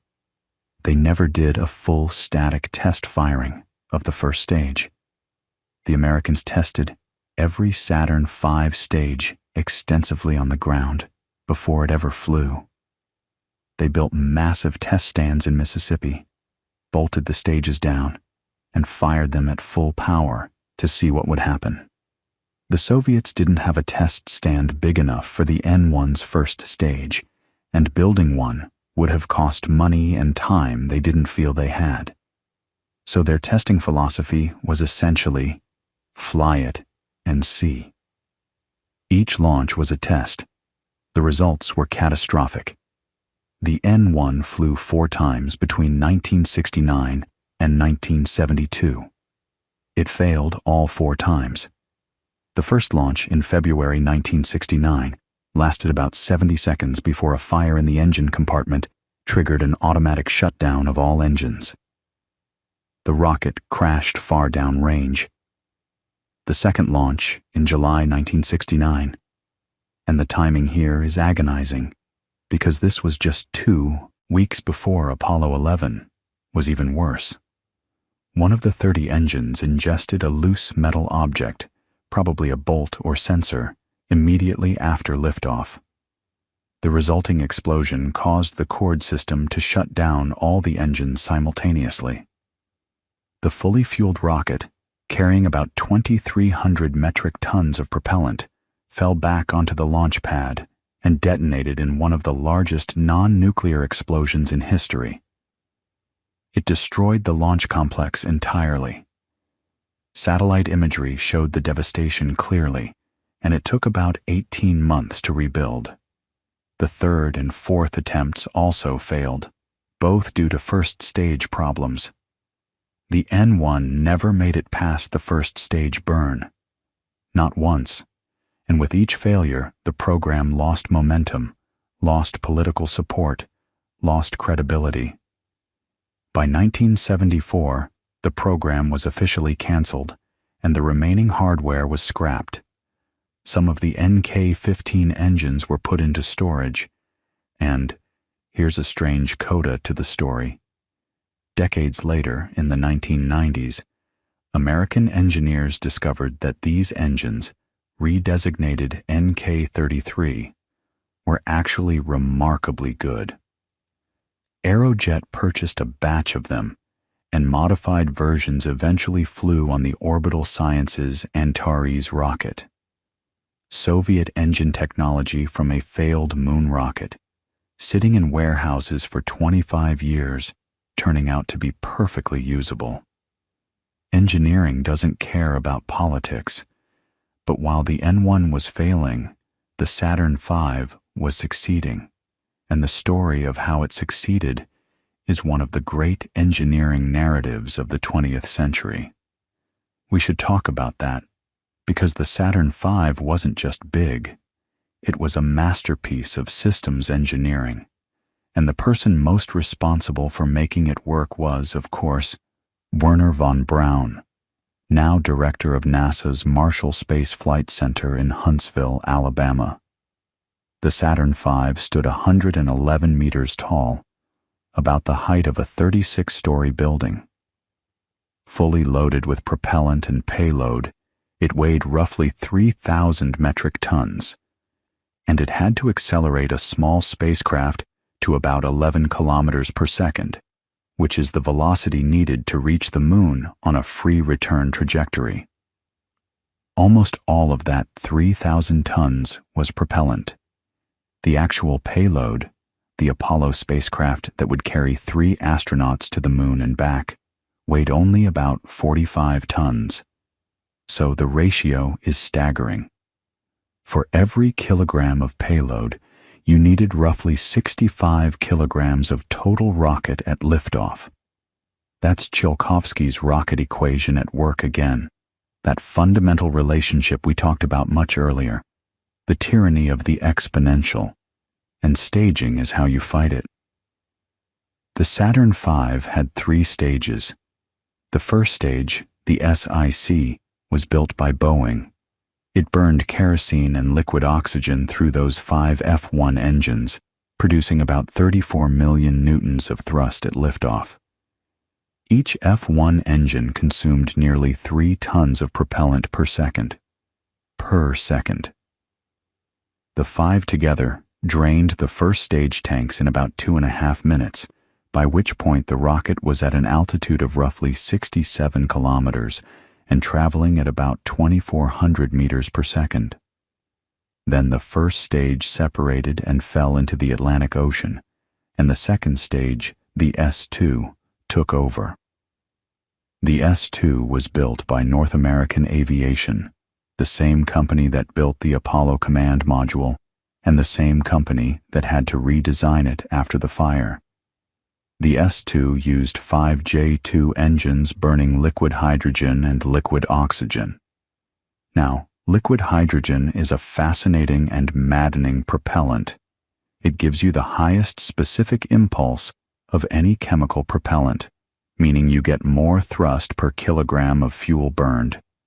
But it's incredibly difficult to work with.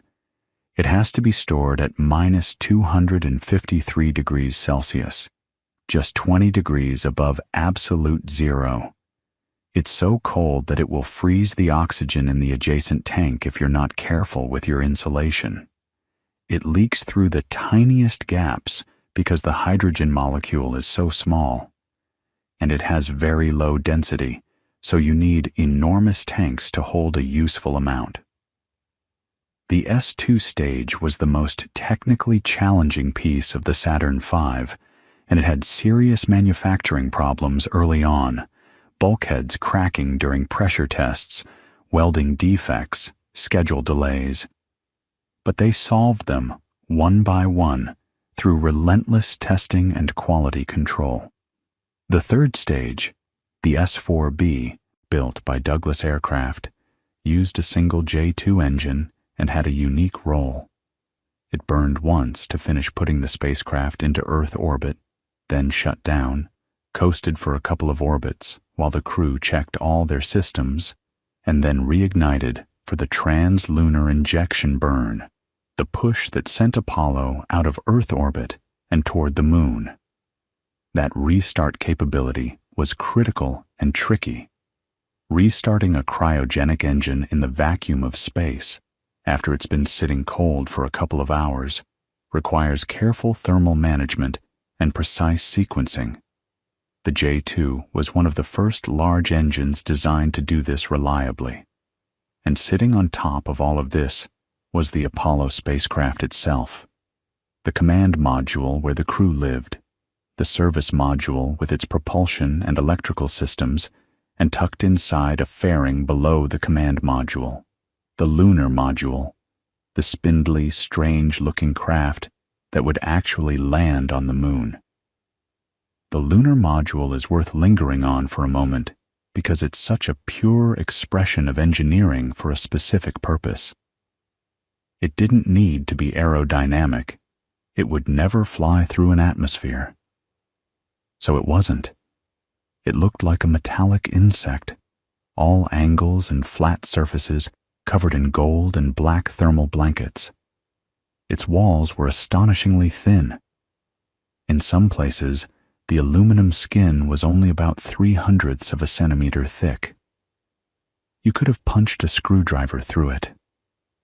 Every gram mattered, because every gram that the lunar module weighed was a gram that had to be lifted off the Moon's surface by its ascent engine. And that meant more fuel, which meant more weight, which meant more fuel. Tsiolkovsky's equation again, always circling back. The first crewed Apollo mission after the fire was Apollo 7 in October 1968, which tested the redesigned command module in Earth orbit. It worked beautifully. Then came one of the boldest decisions in the history of spaceflight.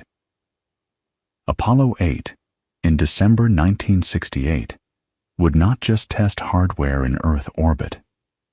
It would go to the Moon. The lunar module wasn't ready yet, so the mission wouldn't land, but Frank Borman, Jim Lovell, and Bill Anders would fly a Saturn V all the way to the Moon, enter lunar orbit, circle it 10 times, and come home. It was an enormous gamble. Only one Saturn V had ever carried a crew. None had gone beyond Earth orbit. But the CIA had intelligence suggesting the Soviets might attempt a crewed lunar flyby, and NASA decided the risk was worth taking.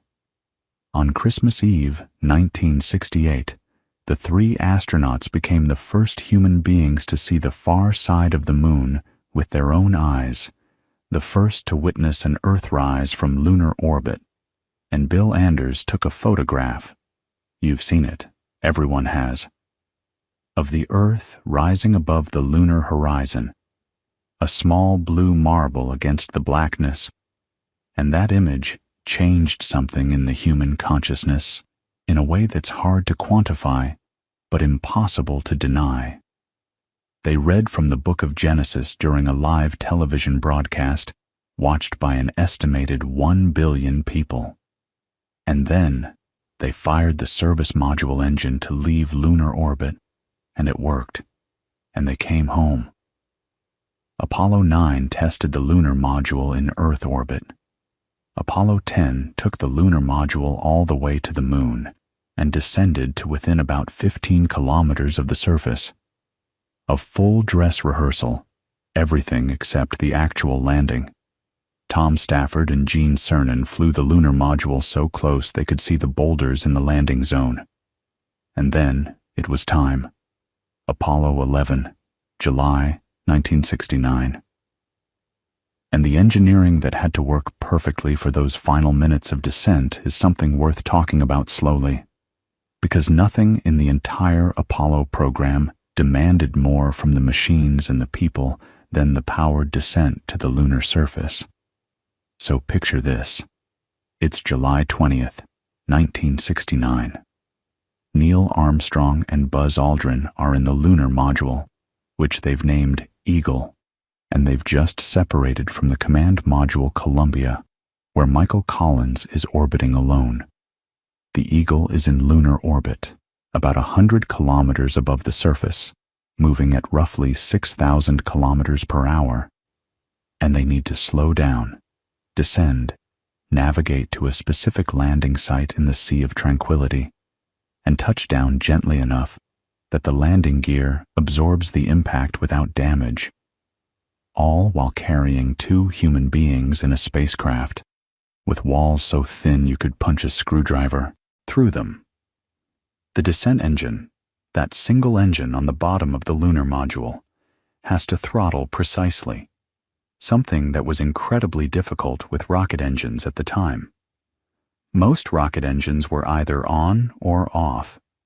The lunar module's descent engine, built by TRW, was one of the first to be deeply throttleable. It could run anywhere from about 10% to full thrust. That capability was essential because Armstrong needed to control his rate of descent with extraordinary precision as he got closer to the surface.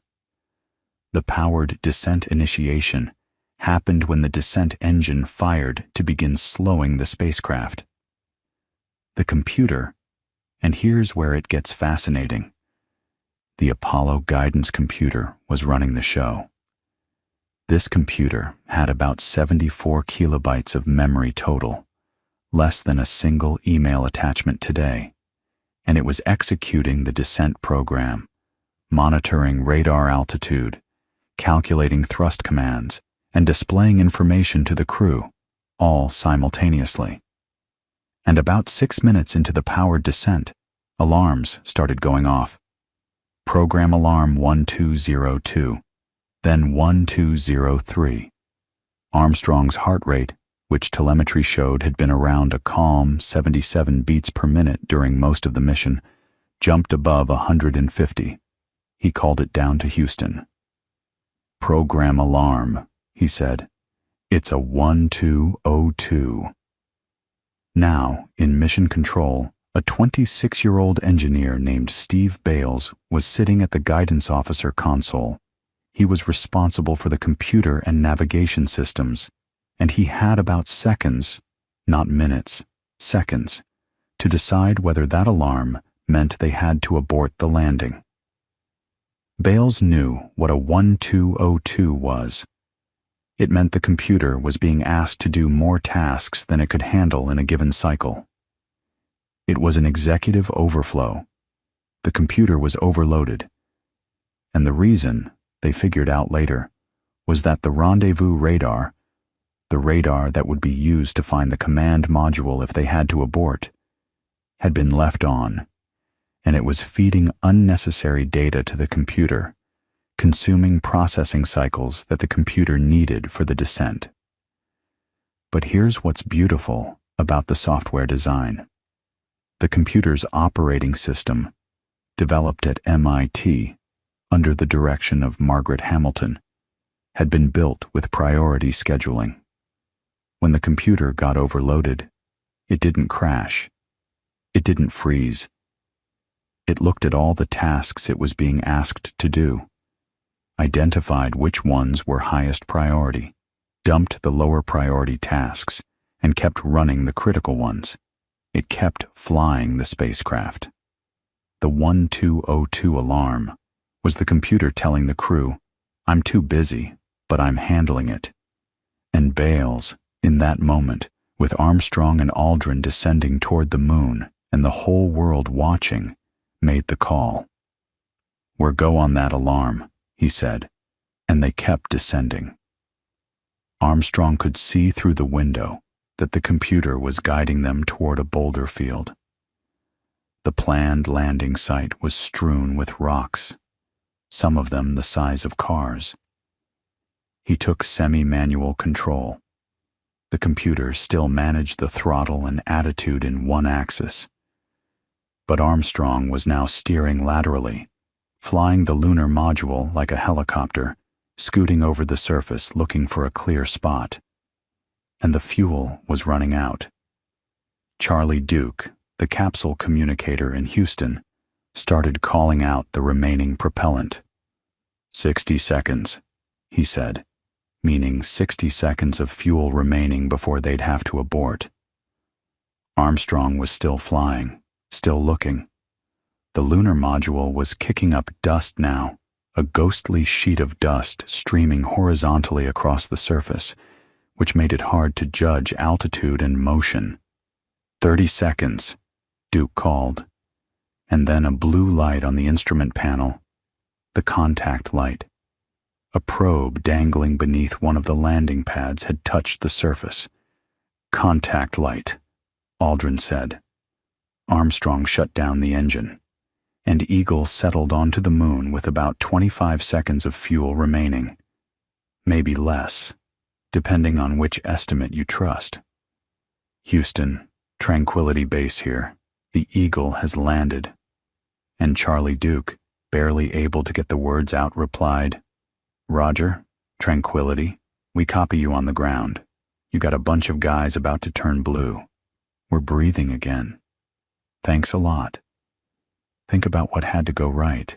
The Saturn V's 5F1 engines, then the 5J2 engines, then the single J2 restart, then the translunar injection, then the transposition and docking maneuver to extract the lunar module, then the mid-course corrections, then the lunar orbit insertion burn, then the separation, then the descent orbit insertion, then the powered descent with a computer that almost nobody fully understood, running software that had never been tested in the actual lunar environment. And at the end of all of that, a 38-year-old test pilot hand-flying a spacecraft to a landing with less than half a minute of fuel left. The margins were that thin, and it worked. 6 more Apollo missions attempted lunar landings after Apollo 11. 5 succeeded. Apollo 12 landed with pinpoint accuracy in the ocean of storms, within walking distance of the Surveyor, 3 probe that had landed 2.5 years earlier. Pete Conrad actually retrieved parts from it and brought them home, which is a delightful detail. Apollo 13, in April 1970, never made it to the surface. An oxygen tank in the service module exploded about 56 hours into the flight, crippling the spacecraft. The crew, Jim Lovell, Jack Swigert, and Fred Hayes, used the lunar module as a lifeboat, swinging around the moon and nursing their dwindling power and water supplies for 4 days before splashing down safely in the Pacific.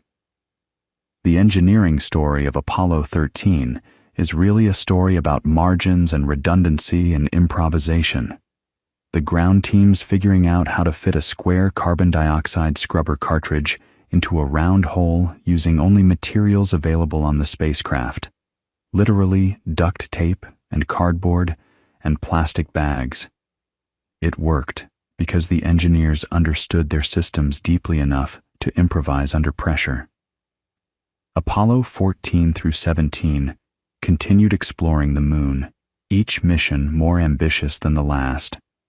By Apollo 15, 16, and 17, the astronauts had a lunar rover, an electric car they drove across the surface, extending their range to kilometers from the landing site. Gene Cernan, commander of Apollo 17 in December 1972, was the last human being to walk on the moon. As he climbed back up the ladder into the lunar module, he knew it might be a very long time before anyone returned. He was right. As of now, more than 50 years later, no human has been back. And this is where the story shifts, because the end of Apollo wasn't the end of rocketry. It was, in some ways, a new beginning, but a different kind. The grand sprint to the moon had been driven by geopolitics, by the Cold War, by national prestige. Once the race was won, the political will evaporated. NASA's budget, which had peaked at about 4.5% of the federal budget in 1966, began dropping. The last 3 planned Apollo missions, 18, 19, and 20, were canceled. The Saturn V production line was shut down. Those magnificent engines, the F-1s and J-2s, stopped being manufactured. The tooling was eventually scrapped, and rocketry entered what you might call its pragmatic era.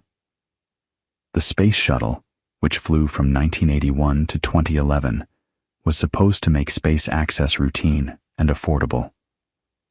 It was a remarkable piece of engineering, a reusable orbiter with 3 liquid-fueled main engines burning hydrogen and oxygen, strapped to an enormous external tank, and 2 solid rocket boosters.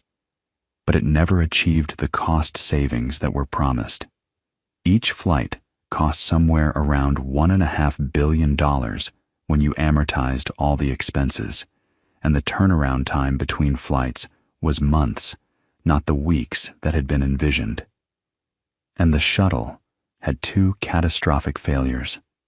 Challenger in January 1986, 73 seconds after launch, when an O-ring seal in the right solid rocket booster failed in cold weather and allowed hot gases to burn through and ignite the external tank, and Columbia in February 2003, when a piece of insulating foam from the external tank struck the leading edge of the left wing during launch, creating a hole that allowed superheated plasma to penetrate the wing structure during re-entry. 14 astronauts died in those 2 disasters.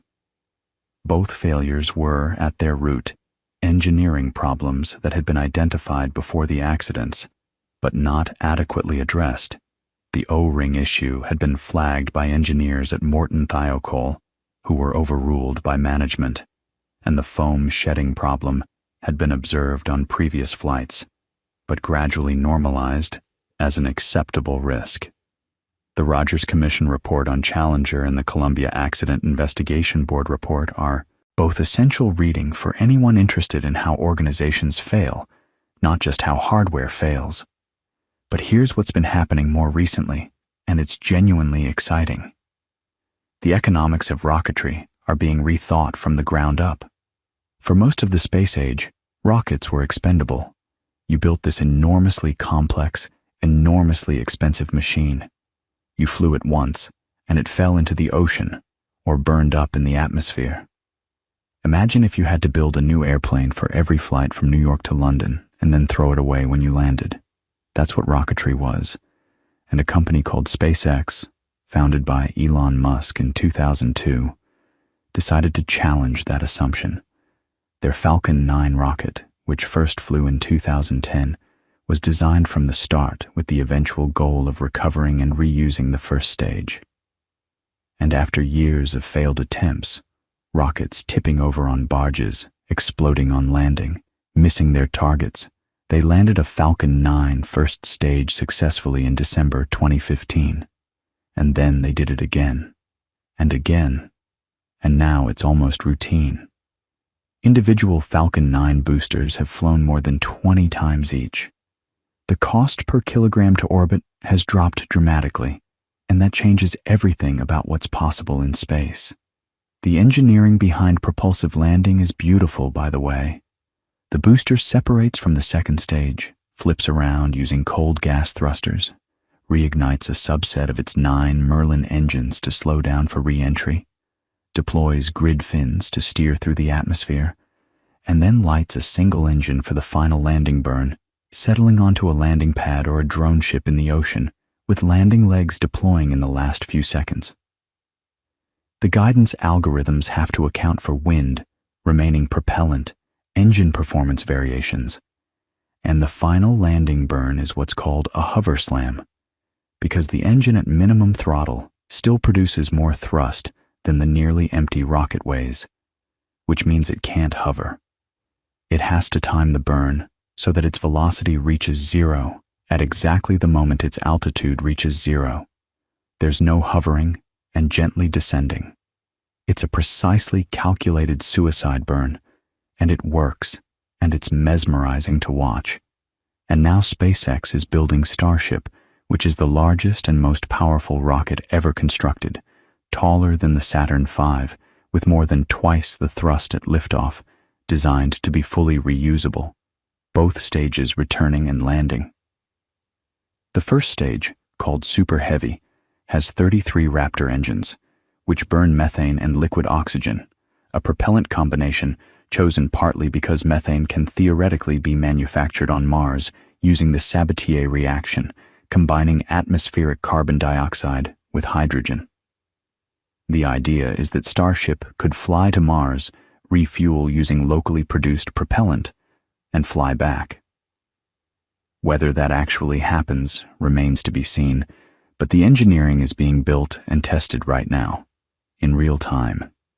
And it's worth stepping back for a moment as you're lying there, maybe feeling your thoughts getting softer around the edges, and just appreciating the arc of this story. From Chinese alchemists accidentally discovering that a mixture of saltpeter, sulfur, and charcoal could produce a violent burst of hot gas, through Tsiolkovsky scratching equations in a log cabin, Goddard launching a tiny rocket from a Massachusetts cabbage field, von Braun's terrible and brilliant V2, Korolev's R-7 hurling Sputnik into orbit, Gagarin's single orbit of the Earth, and Armstrong's boot pressing into the lunar dust. All of it follows a single thread. Newton's third law: action and reaction. Push something one way, and you go the other way. Every rocket that has ever flown, from a bamboo tube filled with gunpowder to a Falcon 9 landing on a drone ship in the Atlantic, works on that same principle. The engineering has grown enormously more sophisticated, the materials more advanced, the computers more powerful, the understanding deeper. But the fundamental idea is the same one that sent fire arrows arcing over battlefields 1,000 years ago. And there's something deeply human about all of it, isn't there? This desire to go higher, to go further, to see what's on the other side. Tsiolkovsky, who could barely hear the world around him, imagined humanity spreading across the cosmos. Goddard, mocked by the New York Times, kept launching rockets in the desert because he believed it mattered. Korolev, who survived a Soviet labor camp, built the rocket that opened the space age. These were people who looked up and refused to accept that the sky was a ceiling. So as you drift off tonight, carry that with you if you like. The idea that the same force that pushes your hand back when you throw a ball is the force that carried human beings to the moon. That the universe operates on principles elegant enough to write on the back of an envelope, and that people, stubborn, brilliant, flawed, extraordinary people, figured out how to use those principles to leave the planet. The rockets are still flying. New ones are being built right now, tonight, in factories and on test stands, and the story isn't over. It's just getting started, really. But that's a thought for another time. For now, let the numbers and the names and the engines all blur together into a kind of warm hum, the way a rocket sounds from very far away, just a low, steady rumble, fading gently into the distance, carrying its payload higher and higher until it's just a point of light among the stars. And then even that fades, and there's just the quiet and the dark and the slow, easy rhythm of your breathing carrying you wherever you need to go next.